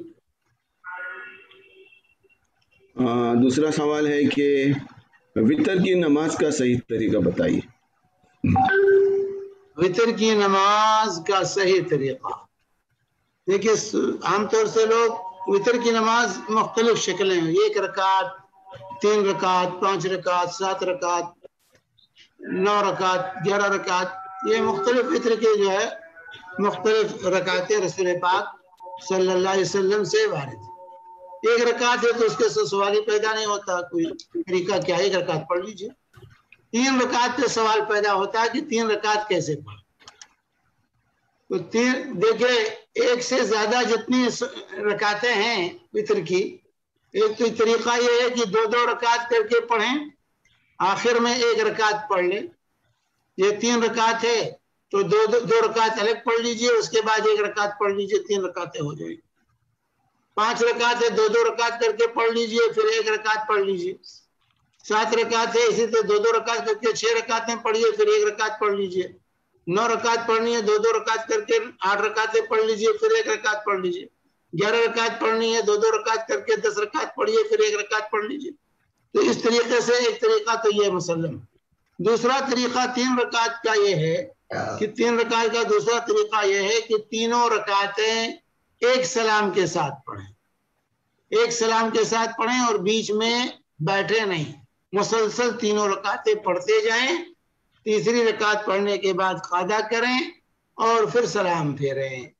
اللہ کے نبی صلی اللہ علیہ وسلم سے یہ دونوں طریقے ثابت ہیں۔ صلاۃ اللیل مثنی مثنی فاذا خشی احدکم الصبح فلیصلی رکعۃ توتر له ما قد صلی، رات کی نماز 2 رکعت کر کے اور جب جو ہے صبح ہونے لگے تو 1 رکعت پڑھ لو، سب کو وتر بنا دے گا۔ تو 3 رکعت پڑھنے کا ایک طریقہ تو یہ رسول پاک صلی اللہ علیہ وسلم سے ہے کہ 2 رکعت پڑھ کے سلام پھیریں، پھر 1 رکعت پڑھیں، جس کو جو ہے شفع اور وتر کہا جاتا ہے۔ عام طور سے 2 رکعت کو شفع کہتے ہیں اور 1 رکعت کو وتر کہتے ہیں۔ تو شفع وتر کے ساتھ پڑھنا یہ رسول پاک صلی اللہ علیہ وسلم ثابت ہے، جیسا کہ حضرت عبداللہ بن عمر رضی اللہ عنہما کی روایت۔ اور دوسرا طریقہ یہ کہ تینوں رکعتیں ایک سلام کے ساتھ پڑھ لیں، جیسے حضرت عائشہ صدیقہ رضی اللہ تعالی عنہا کی روایت سے ہے کہ اللہ کے 3 رکعت پڑھتے تھے تو بیچ میں قضا نہیں کرتے تھے، مستدرک حاکم وغیرہ کی روایت صحیح روایت ہے۔ تو تینوں رکعتیں ایک سلام کے ساتھ پڑھیں، لیکن مغرب کی طرح نہ پڑھیں، مغرب کی طرح نہ پڑھیں۔ عام طور سے ہمارے بر صغیر میں حناف کے ہاں مغرب کی طرح وتر پڑھنے کا طریقہ رائج ہے، 3 رکعت کہ 2 رکعت پڑھ کے قضا کرتے ہیں، پھر تیسری رکعت کے لیے کھڑے ہوتے ہیں، سلام نہیں پھیرتے، اور تیسری رکعت پڑھ کر کے پھر سلام پھیرتے ہیں، مغرب کی طرح بالکل۔ اللہ کے نبی لا تشبہوا بالمغرب، وتر کو مغرب کے مشابہ نہ پڑھا کرو، آپ اللہ کے نبی صلی اللہ علیہ وسلم نے منع کیا ہے، تو اس سے مغرب کی مشابہت ہو جاتی ہے۔ تو اللہ کے نبی صلی اللہ علیہ وسلم سے دونوں طریقے رائج ہیں، 2 رکعت پڑھ کے سلام پھیریں، پھر 1 رکعت پڑھ لیں، یا تینوں رکعتیں ایک سلام کے ساتھ پڑھیں لیکن بیچ میں قضا نہ کریں۔ یہ 3 رکعت پڑھنے کا یہ طریقہ، دونوں طریقے مشروع ہیں، دونوں طریقے جائز ہیں۔ جزاک اللہ خیر۔ 5 رکعت کا بھی ایک طریقہ یہ ہے کہ 5 رکعتیں ایک سلام کے ساتھ پڑھ لیں، جیسے بخاری وغیرہ کی روایت ہے، 5 رکعتیں ایک سلام کے ساتھ بیچ میں بغیر قضا کیے ہوئے۔ اللہ کے نبی صلی اللہ علیہ وسلم نے 5 رکعتیں مسلسل پڑھی ہیں وتر کی، تو 5 رکعتیں ایک سلام کے ساتھ بغیر بیچ میں قضا کیے ہوئے بھی پڑھ سکتے ہیں۔ اسی طرح 7 رکعتیں ہیں تو 7 رکعتیں آپ ایک طریقے 2 رکعت کر کے پڑھتے جائیں، 1 رکعت پڑھ لیں، یا 7 رکعتیں پڑھنے کا ایک طریقہ یہ بھی ہے کہ 6 رکعتیں مسلسل پڑھتے جائیں، 6 رکعت پڑھنے کے بعد قضا کریں، پھر 1 رکعت جو بغیر سلام پھیرے کھڑے ہو جائیں، پھر 1 رکعت پڑھ لیں۔ یہ حال 9 رکعت کا بھی ہے۔ تو جو ہے یہ طریقہ 11 رکعت کا تو واضح ہو چکا پہلے ہی۔ جزاک اللہ خیرن و احسن الجزا۔ احسنت یا شیخ۔ شیخ محمد دانش چولکر صاحب انہوں نے سوال پوچھا ہے، کیا سنت نماز میں بھی ثنا پڑھنا ہے یا صرف فرض نماز میں ہی؟ فرض نماز میں ہی ثنا پڑھنا ہے یا سنت میں بھی؟ نہیں، فرض ہو یا سنت ہو، کوئی بھی نماز ہو اس کے استفتاح دعائے ثنا ضرور پڑھیں گے. تکبیر تحریمہ کے بعد دعائے ثنا پڑھیں گے, اس کے بعد سورہ فاتحہ. اوکے, جزاک اللہ خیرن و احسن الجزا. ایک سوال ہماری بہن کا آیا ہے. میں نے پڑھا ہے کہ سورہ اخلاص تو ہو گیا, کئی دنوں میرا بیٹا بہت شرارت کرتا ہے, سب چیز پھینک دیتا ہے, دعا کیجیے. یہ سوال نہیں ہے, یہ دعا کی درخواست ہے. ایک سوال ہمارے سہیل سعید صاحب نے پوچھا ہے کہ کئی دنوں تک وحی کا نزول نہیں ہوا, پھر لمبے عرصے کے بعد جب سورہ ضحیٰ نازل ہوئی تو رسول اللہ صلی اللہ علیہ وسلم نے سورہ کے آخر میں تکبیر پڑھی. کیا اس سلسلے میں کوئی حدیث ہے کہ سورہ ضحیٰ سے سورہ ناس تک ہر سورہ کے آخر میں صحابہ تکبیر پڑھتے تھے؟ ایک حدیث یہ بھی سنی ہے کہ سورہ بقرہ سے لے کر ناس تک ہر سورہ کے آخر میں تکبیر پڑھنا چاہیے, کیا یہ صحیح حدیث ہے؟ ایسا ان کا سوال. صحیح حدیث سے یہ چیز ثابت نہیں صحیح. اور جو کہا کہ کئی دنوں کے بعد سورہ ضحیٰ نازل ہوئی, بہت دنوں کے بعد چند دن کا معاملہ تھا, بہت دن کا فاصلہ, وہی بہت زمانے تک نہیں رکی رہی, چند دنوں تک کا معاملہ تھا جو ہے. اور لیکن وہاں تکبیرات یہ ثابت نہیں ہے, صحیح حدیث سے تکبیرات کا ثبوت نہیں ہے. جزاک اللہ خیر. جی, اب خدیجہ کا ہاتھ اٹھا ہوا ہے, پہلے انہوں نے چیٹ میں بھی کہا ہے کہ مجھے موقع دیجیے پلیز. ٹھیک ہے, آپ کا سوال پوچھیے نا. السلام علیکم. وعلیکم السلام ورحمۃ اللہ وبرکاتہ. شیخ صاحب, سوال یہ تھا کہ جب بچے کا تیسواں پارہ ختم ہو گیا ہے تو وہ تھوڑا ہم کو موٹیویٹ کرنے, تو ہم کیا کیک وغیرہ کاٹ سکتے ہیں, سیلیبریٹ کر سکتے ہیں, موم بتی لگا کے بچے پھونکیں گے تو کچھ ہو جائیں گے؟ موم بتی کیوں لگا کے, موم بتی کیوں بھائی کرشن, یہ دوسری قوموں کی تقلید کیوں, موم بتی کس لیے؟ جی یہ تو دوسری قوموں کی تقلید ہے. موم بتی اور یہ تمام چیزیں جو ہے عام طور سے مجوسیت کے آثار ہیں, قمقمے اور لائٹیں اور اس طرح کی جو ہے کا اہتمام کرنا, سمجھیں.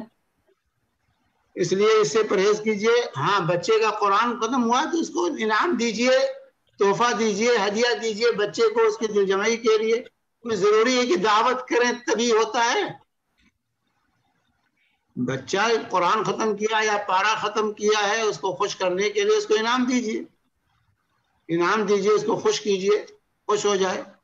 جی, کیک کاٹ سکتے ہیں شیخ صاحب یا کیک وغیرہ کاٹنا یہ دوسروں کی تقلید ہے, دوسری قوموں کی جو ہے کیک کاٹ کے جو کھائے گا وہ کاٹ نہیں پائے گا, آپ ہی کو کاٹنا ضروری ہے اس کو. تو یہ کیک کاٹنا وغیرہ یہ دوسری قوموں کی تقلید ہے میرے بھائی, ان کی مشابہت سے ہمیں بچنا چاہیے. دوسری قوموں کی من تشبہ بقوم فهو منهم, جو دوسری قوموں کی مشابہت اختیار کرتا ہے ان کا شمار اسی میں سے. جی, جزاک اللہ شیخ. تو اس سے بچیے. اور کھانا جہاں تک معاملہ دعوت کا ہے, اگر اس کو عادت نہ بنایا جائے, عادت نہ بنائی جائے, اس کو سنت نہ سمجھی جائے, کبھی کبھار ہو گیا تو کوئی بات نہیں, لیکن اس کو عادت بنا لیا کہ جب بچے کا پارہ ختم ہو تو ہم دعوت کریں گے. ارے کبھی دعوت لے لیا کوئی بات نہیں, لیکن اس کو عادت نہ بنائی جائے. اور اسی طریقے سے جو ہے بچے کو انعام دینا, اس کی دلجوئی کرنا, اس کو تشجیع کرنا, یہ تو اچھی چیز ہے, بہتر ہے. اس کی دلجوئی ہونی چاہیے, اس کو تشجیع کرنی چاہیے تاکہ اس کو جو ہے شوق پیدا ہو اور آگے پڑھے. جی, جزاک اللہ خیر سے. احسن الجزا. احسن شیخ, آج کل کیک کا معاملہ ایسا ہوا ہے کہ صرف کاٹنے کی حد تک نہیں رہا, اس کو اٹھا کے لوگوں کے جسم بھوت بنا دیتے ہیں سب کو, ایک دوسرے کو, اور سب وہ ویسٹیج ہوتا ہے. اللہ تعالیٰ معاف کرے. شیخ, یوٹیوب پہ سوال ہماری ایک بہن ماریہ, اس کا ہے, گھر میں نماز پڑھتے وقت سترا کا کیا اصول ہے؟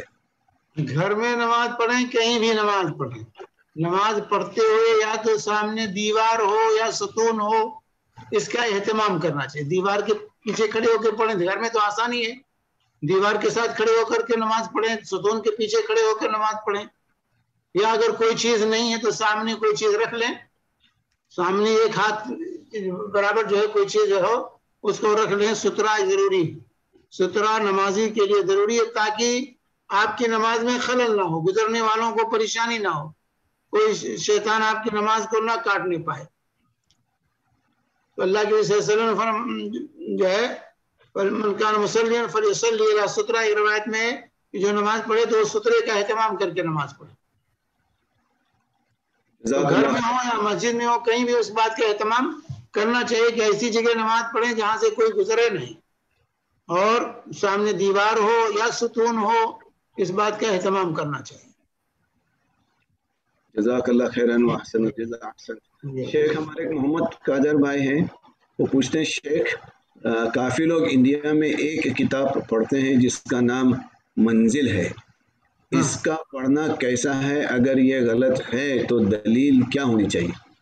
دیکھیے منزل کے نام سے جو عام طور سے مشہور معروف ہے چند ورق کی کتاب ہے، اگر وہی کتاب مقصود ہے جس کے اندر رقیہ کی آیات لکھی ہوئی، رقیہ کی آیات صرف اس کے اندر لکھی ہوئی ہیں، تو رقیہ کی آیات اس کا نام منزل کسی نے رکھ دیا ہے کہ اس کو پڑھنے میں کوئی حرج نہیں۔ وہ رقیہ کی آیات، رقیہ کی آیات ہیں، اس کو پڑھنے میں رقیہ جن کو کرنا ہے وہ رقیہ پڑھ کر کے رقیہ کر سکتے ہیں، وہ رقیہ کی آیات ہو کوئی وجہ۔ لیکن اور جو منزلیں ہیں، منزلوں کے نام سے جو ہے درود رکی، درود اداری، درود تنجیرہ، اور یہ تمام بھی منزلوں کے اعتبار سے بنائے رہتے ہیں، وہ غلط ہے۔ لیکن منزل جو عام طور سے مشہور و معروف ہے چند ورق کی کتاب ہے، وہ رقیہ کی آیات ہے، اس کو پڑھنے میں کوئی حرج نہیں۔ جزاک اللہ خیرن و احسن الجزاء۔ شیخ ہمارے محمد عبد الباری نے وضاحت چاہیے، 3 رکعت کیسا ایک 3 رکعت نہیں سمجھے ایک ساتھ؟ 3 رکعت یا تو 2 رکعت پڑھ کر کے سلام پھیر دیں پھر 1 رکعت پڑھیں، یہ بات تو واضح ہے۔ 3 رکعت تینوں رکعت مسلسل پڑھتے جائیں، بیچ میں قاعدہ نہ کریں، آخری ایک ہی قاعدے میں پھر سلام پھیر دیں۔ تینوں رکعتیں مسلسل پڑھتے جائیں، پہلی رکعت، دوسری رکعت، تیسری رکعت، پڑھ کے تیسری رکعت کے بعد قاعدہ کریں، تشہد پڑھیں اور پھر سلام پھیریں۔ یہ 3 رکعت پڑھنے کے دونوں طریقے۔ حضرت عائشہ کہتے ہیں اللہ 3 رکعت پڑھتے تھے بیچ میں نہیں بیٹھتے تھے، اور مغرب کے مشابہ پڑھنے سے منع کیا گیا ہے، تو بیچ میں قاعدہ کرنے کی صورت میں مغرب کی مشابہ ہو جاتی ہے وتر کی نماز۔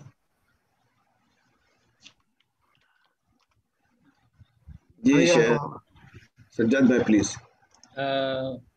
مجھے ایک پرائیویٹلی میسج آیا ہے، مطلب کیونکہ سبوں کو کامنلی نہیں لکھا گیا ہے۔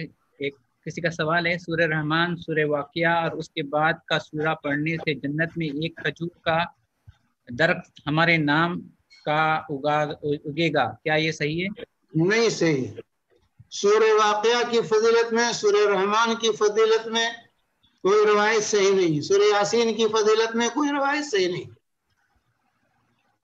عام طور سے ہمارے ہاں جو مشہور ہے سورہ رحمان، سورہ واقعہ، سورہ یاسین، یہی دیکھیے کسی کے گھر جائیے قرآن دیکھیے تو یہ صورتیں جو ہے گھسی پٹی رہتی ہیں، بار بار وہی پڑھتے ہیں کیونکہ ان کی فضیلتوں میں ضعیف اور موضوع روایتیں ہیں، انہی پر لوگوں کا عمل ہے، حالانکہ کوئی روایت ثابت نہیں، نہ سورہ یاسین کی فضیلت کی، نہ سورہ واقعہ کی فضیلت کی، نہ سورہ رحمان کی۔ ہاں قرآن ہے، اس کو پڑھنا ہے، قرآن کی حیثیت سے فضیلت ہے اس کی، لیکن مخصوص کوئی فضیلت ثابت نہیں ہے۔ جزاک اللہ خیرن و احسن الجزاء۔ شیخ محمد عتیق الاسلام یوٹیوب سے سوال کرتے ہیں، اشراق کی نماز سورج نکلنے کے ساتھ پڑھ سکتے ہیں کیا؟ سورج نکلنے کے ساتھ کیا مطلب ہے؟ شروق کا جو وقت ہے، جب سورج نکلنا شروع ہوتا، کیلنڈر میں لکھا ہے شروق کا جو وقت ہے اس سے 15 منٹ بعد پڑھ سکتے، شروق کے وقت سے 15 منٹ بعد، کیونکہ اس کے نکلنے میں 15 منٹ تک تقریباً 10-15 منٹ لگ جاتا ہے، تو سورج نکلنے کے بعد پڑھ سکتے۔ جزاک اللہ خیرن و احسن الجزاء۔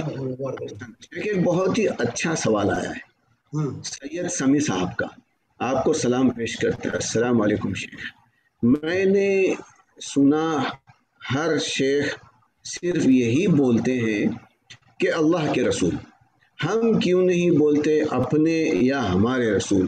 وہ تو ہم سب کے رسول ہیں نا، صرف اللہ کے رسول ہی کیوں؟ بہت بہترین سوال. بھائی آپ دونوں میں فرق ہے. اللہ کا رسول کہنا ہمارا رسول کہنے میں فرق ہے. دونوں ہمارے رسول یعنی ہم ایمان رکھتے ہیں اس لیے اپنی طرف نسبت کرتے ہیں، لیکن اللہ نے بھیجا ہے آپ کو، اللہ کے فرشتے آپ کا مقام. جو ہم کہتے ہیں اللہ کے رسول، تو ہمارے رسول کہنے سے اللہ کا رسول کہنا یہ زیادہ فضیلت رکھتا ہے، زیادہ مقام رکھتا ہے، اور اس میں رسول پاک صلی اللہ علیہ وسلم کا مقام اور زیادہ ہوتا ہے. آپ ہمارے لیے بھیجے گئے تھے، اس میں کچھ نہیں، اس لیے آپ ہمارے رسول ہیں، اس میں کوئی شک نہیں.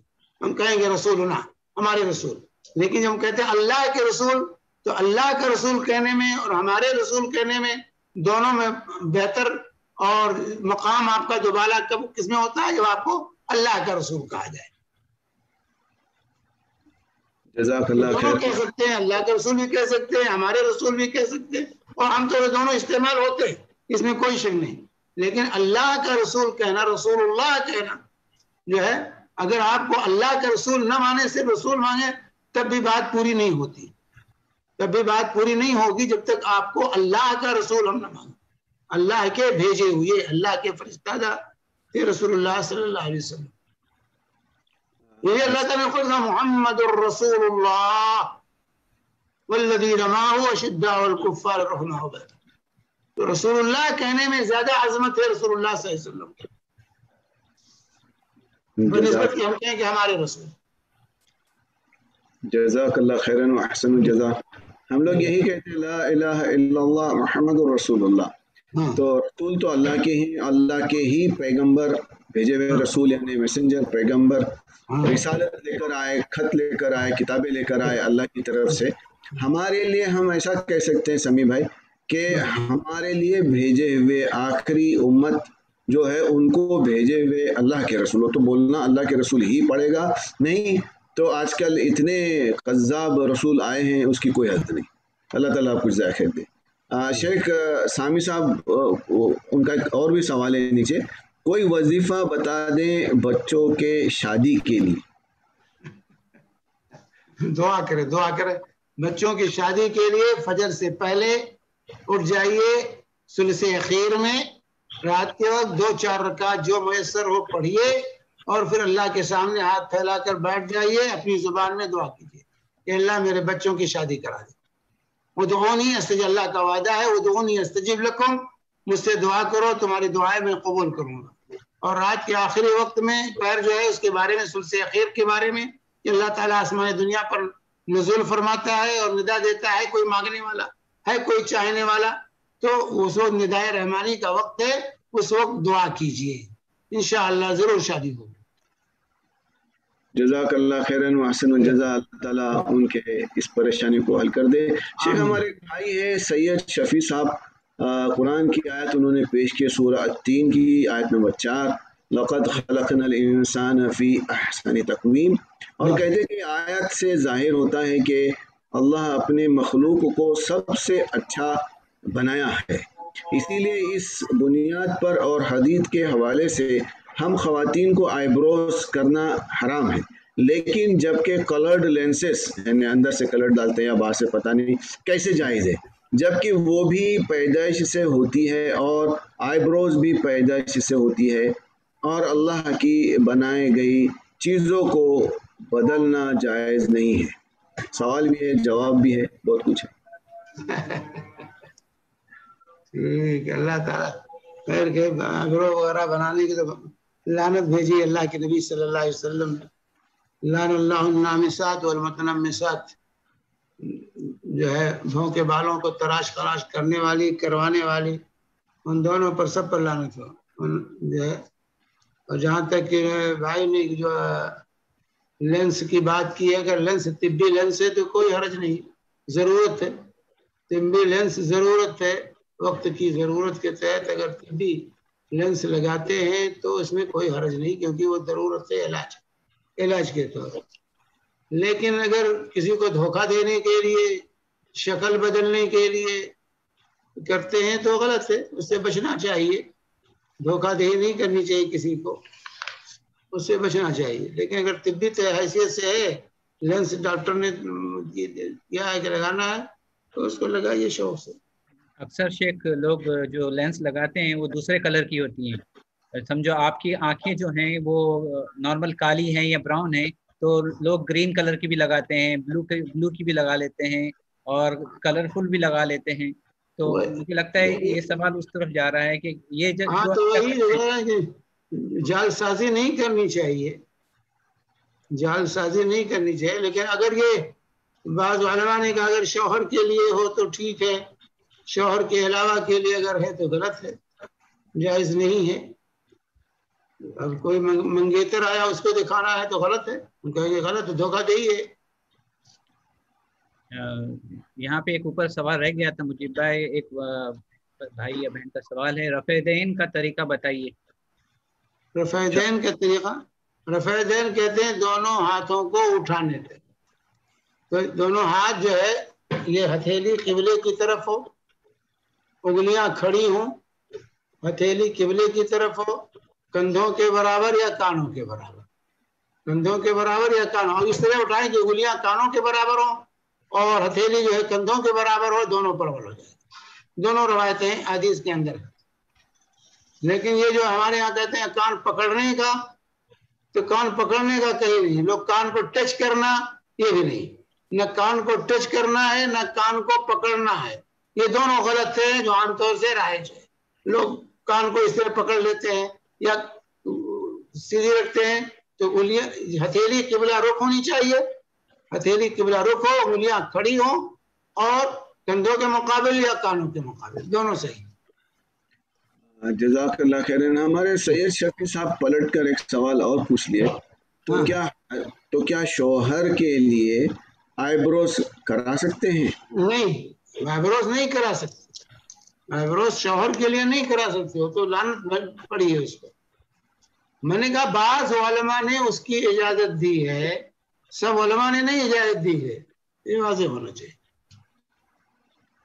और हमारे शहर साहब जो अभी सवाल पूछे थे उन्होंने भी पलट के पूछा 4 रकात में कितनी बार और कब कब रफ़ायदैन करना है? हाँ, 4 रकात में या कितनी नमाज में, देखिए 4 मकामात पर रफ़ायदैन, तकबीर तहरीमा, रुकू में जाते हुए, रुकू से उठते हुए, हर रकात में। तकबीर तहरीमा में पहली रकात में तकबीर तहरीमा करेंगे, उसके बाद हर रकात में रुकू में जाते हुए और रुकू से उठते हुए, और फिर तीसरी रकात कादे उला के बाद उठते हुए। कादे उला के बाद जब तीसरी रकात के लिए खड़े होंगे तो उस वक्त रफ़ायदैन। तो ये 4 मकामात हैं रफ़ायदैन के नमाज में, तकबीर तहरीमा, रुकू में जाते हुए, रुकू से उठते हुए और तीसरी रकात के लिए खड़े होते हुए। जज़ाकल्लाह खैरन व अहसन जज़ा। हमारे व्यूवर्स और नाज़रीन इकराम को हम बता रहे हैं कि ये लाइव सेशन जूम में हो रहा है, जो दाखिल हुए हैं यूट्यूब पर हो रहा है खतीबुल मिंबर चैनल के ऊपर, और साथ ही साथ आज माशाल्लाह GMKC ग्लोबल मुस्लिम को अपनी कम्युनिटी पे भी डायरेक्ट लाइव हो रहा है, फेसबुक के मेरे वॉल पर भी डायरेक्ट लाइव हो रहा है, और फेसबुक के कोकन हाउस मदीना के पेज पर भी ये डायरेक्ट लाइव हो रहा है। जज़ाकल्लाह खैरन।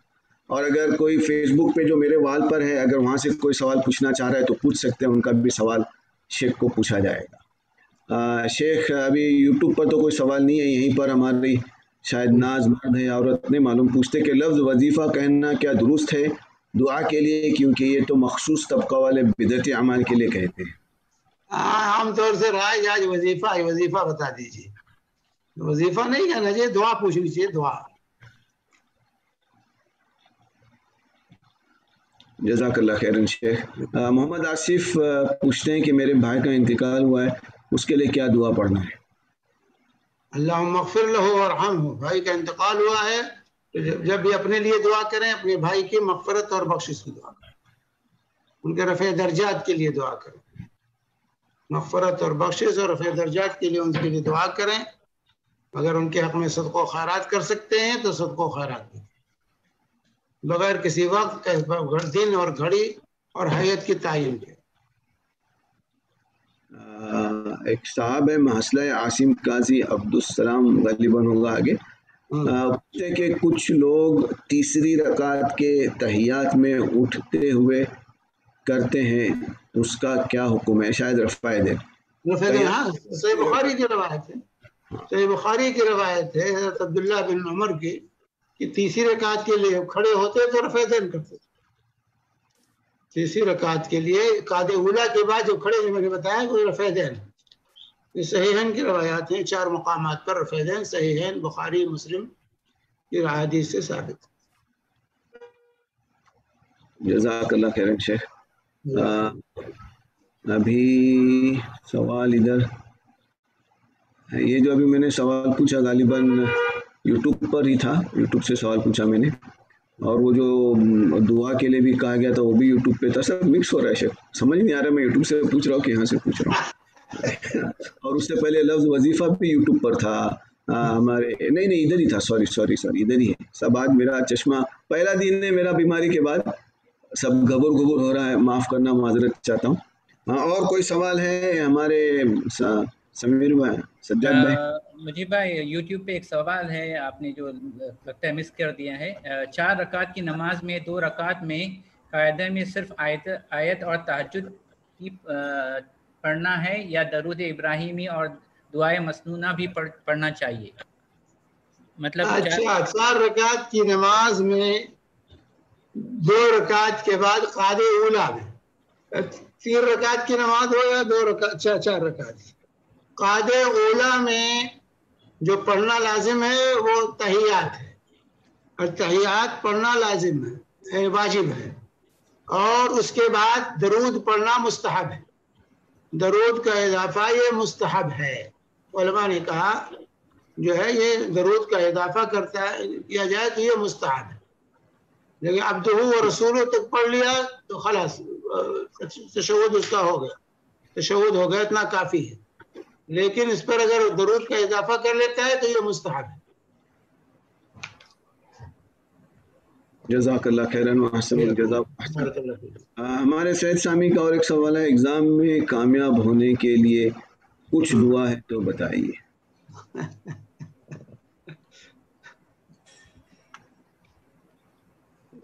بھائی اپنی زبان میں جو دعا کرنی ہے دعا کیجیے، اپنی زبان میں جو دعا کرنی ہے، جس مقصد کے لیے اللہ تعالیٰ ہر زبان سمجھتا ہے، دعا کیجیے، اللہ تعالیٰ کامیابی عطا فرمائے. ربنا آتنا فی الدنیا حسنہ وفی الآخرۃ حسنہ وقنا عذاب النار. ان تمام چیزیں شامل ہو گئے. امتحان میں کامیابی ہو، شادی ہو، بیاہ ہو، تجارت ہو، تمام چیزیں یہ جامع دعا میں شامل. ربنا آتنا فی الدنیا حسنہ وفی الآخرۃ حسنہ وقنا عذاب النار. جزاک اللہ خیرن وحسن الجزا. اب میرا اپنا خود کا ایک سوال ہے. جب ہم جوان تھے، ہماری شادی ہوئی، داڑھی چھوٹی تھی ماشاءاللہ، لیکن وہ دین کے لیے نہیں تھی، کرکٹ کے لیے تھی. جب ہماری شادی ہوئی تو ہماری ممی نے میرے گلے میں ایک پھولوں کا ہار ڈال دیا، اس کی ہونے والی بہو کے لیے بھی ہار پیش کیا. وہ تو ہم پہن لیا، نہیں معلوم تھا. اب شادی کو کافی سارے سال ہو گئے، اتفاقاً کل 24 تاریخ تھی. ہم اینیورسری تو نہیں مناتے، لیکن اتفاقاً اسی دن مجھے تصویر کہیں سے آ گئی. تو کیا شیخ اس میں حکم کیا ہے کہ ایسی خوشی کے موقع پر یا کوئی بھی خوشی کے موقع پر ہمیں کچھ نہیں معلوم، وہ لوگ کہتے ہیں کہ وہ تسبیح پڑھتے ہیں کیا، پھول وغیرہ وغیرہ نہیں، ہم خوشی کے موقع پر کوئی بھی خوش پوشاک جس کو کہو یا اچھا دکھنے والا، شرک اور بدعت اگر اس میں نہیں ہے. اب ہم ہر چیز کو کوشش کرتے ہیں کہ شرک اور بدعت اگر اس میں نہیں ہے تو کریں اس طریقے سے. تو شیخ شادی اور بیاہ میں کیا ہم دلہا دلہن کو پھول پہنا سکتے ہیں؟ نہیں پہننا چاہیے، نہ پہنانا چاہیے، کیونکہ دوسری قوموں کے رسم و رواج، یہ دوسری قوموں کے مشابہت ہے، اس کے رسم و رواج ہے، اس سے بچنا چاہیے. ایسے تھوڑی تھوڑی چیزیں لیتے یہ معاملہ گڑبڑ ہو جاتا ہے. تو ان چیزوں سے بچنا چاہیے. سادگی، زیب و زینت اختیار کیجیے، زیب و زینت اختیار کرنے سے منع کیا گیا، لیکن حدود کے اندر رہتے ہوئے، اسلامی شاعر کے اندر حدود کے اندر رہتے ہوئے زیب و زینت اختیار کیجیے. لباس التقوی ہو خیر، تقوی کا لباس سب سے بہتر ہوتا ہے. جزاک اللہ خیرن وحسن الجزا. اللہ تعالیٰ میری اس گناہ کو معاف کرے. شیخ سوال آیا ہے کہ اگر مسجد میں عورتوں کی جماعت کے سامنے کوئی بچہ سو رہا ہو تو اس کو ہٹایا جائے گا یا امام کا سترہ کافی ہے؟ امام کا سترہ مقتدی کا سترہ ہوتا ہے، امام کا سترہ مقتدی کا سترہ، لیکن چونکہ سامنے اگر بچہ سو رہا ہے تو توجہ میں فرق آ سکتا ہے نمازی کے، تو اگر اس کا بچہ ہے آپ سامنے سو رہا ہے تو سونے دیجیے، اس کو ہٹانے میں اور پریشانی ہوگی۔ اگر ہٹانے میں پریشانی نہ ہو کیونکہ بچہ جاگ جائے گا تو اور پریشان کر نماز نہیں پڑھنے دے گا، اس لیے جہاں پڑھا ہے اس کو پڑھا رہنے دیے، نماز پڑھی۔ اگر تاشا لیٹی رہتی تھی، اللہ کے رسول صلی اللہ علیہ وسلم نماز پڑھتے تھے، تو نماز میں اس سے کوئی انشاءاللہ فرق نہیں آئے گا۔ میں سمجھتا ہوں یوٹیوب کے سوالات تو ہو گئے سارے، اب یہاں پر کوئی سوال اور نہیں ہے۔ ہاں، کیا برتھ ڈے یا اینیورسری پر صرف مبارکبادی دینا؟ برتھ ڈے کہاں ہے بھائی؟ جس دن پیدا ہوا بچہ اس دن مبارکبادی دینا تو ٹھیک ہے، سنت ہے، اس کو مبارکبادی دیجیے۔ تو کیا ہر سال بچہ پیدا ہو رہا ہے؟ وہ تو دن گزر گیا، وہ دن لوٹ کر کے نہیں آئے گا، تو مبارکبادی کا کیا معنی ہے اس وقت؟ مبارکبادی جس وقت شادی ہو رہی جس دن، اس دن مبارکبادی دیجیے، جب بچہ پیدا ہوا اس دن مبارکبادی دیجیے، یہ تو سنت ہے۔ لیکن یہ کہ جو ہے ہر سال وہ دن لوٹ کر آئے تو ہر سال وہ دن لوٹ کر کے نہیں آتا ہے، جو گزر گیا دن گزر گیا اور لوٹ کر آنے والا نہیں ہے۔ اس لیے خام خیالی ہے لوگوں کی، جو برتھ ڈے اور شادی ڈے اور کون سا ڈے، وہ ڈے لوٹ کر آتے نہیں، ہر سال شادی نہیں ہوتی ہے انسان۔ جزاک اللہ خیرن ساحر صاحب، برتھ ڈے یعنی جس دن پیدا ہوا، جیسے شیخ نے کہا، وہ بار بار نہیں آتا، لیکن اگر آپ اس کا موازنہ یا ہم موازنہ کرنے چلے، نہیں میرے پاسپورٹ پہ بھی لکھی رہتی ہے، میرے اس پہ بھی لکھی رہتی ہے، وہ برتھ ڈے نہیں ہوتا، وہ برتھ ڈیٹ ہوتی ہے، اس کا خیال رکھیں۔ تو وہ نہ سیلیبریشن ہے، نہ وش ہے، نہ کچھ ہے۔ جزاک اللہ۔ میں سمجھتا ہوں شیخ زوم کے سارے سوالات ہو گئے اور یوٹیوب کے بھی سارے سوالات ہو گئے۔ ایک مرتبہ اور میں سب کا شکریہ ادا کرتا ہوں، کیونکہ جب تک کہ بندوں کا شکریہ ادا نہیں کیا جائے اللہ کا شکر ادا نہیں ہو سکتا۔ اس لیے میں آپ سب کا مشکور ہوں کہ آپ لوگوں نے میرے لیے کافی سارے دعائیں کی، اور ایک صحیح سلامت صحت و عافیت کے ساتھ میں اپنے گھر پہنچا اور آج آپ کے سامنے بھی ہوں۔ اس درس میں جو لوگ بہت لیٹ آئے یا بیچ میں آئے یا ابھی آئے، جب یہ درس مکمل اپلوڈ ہوگا تو آپ کا اس کا اسٹارٹنگ ضرور دیکھ لیجئے گا۔ میں نے کچھ اپنی باتیں رکھی ہیں۔ اللہ سبحانہ و تعالی ہم سب کو اس کے دین کو سمجھنے اور اس کے اوپر مضبوطی سے رہنے کی توفیق دے، اور ایسے ہی ہمارے شیخ محترم شمیم احمد سلفی حفظہ اللہ کا سایہ ہمارے اوپر رہے، اور ہم ہمیشہ علمی باتیں قرآن اور صحیح احادیث سے ان سے معلوم کرتے رہیں اور اپنے عمل میں بھی لائیں۔ جزاکم اللہ خیرن وحسن الجزا۔ شیخ صاحب دعا کیجیے۔ حیاکم اللہ۔ سبحانک اللہم وبحمدک، اشہد ان لا الہ الا انت، استغفرک واتوب الیک، وجزاکم اللہ خیر۔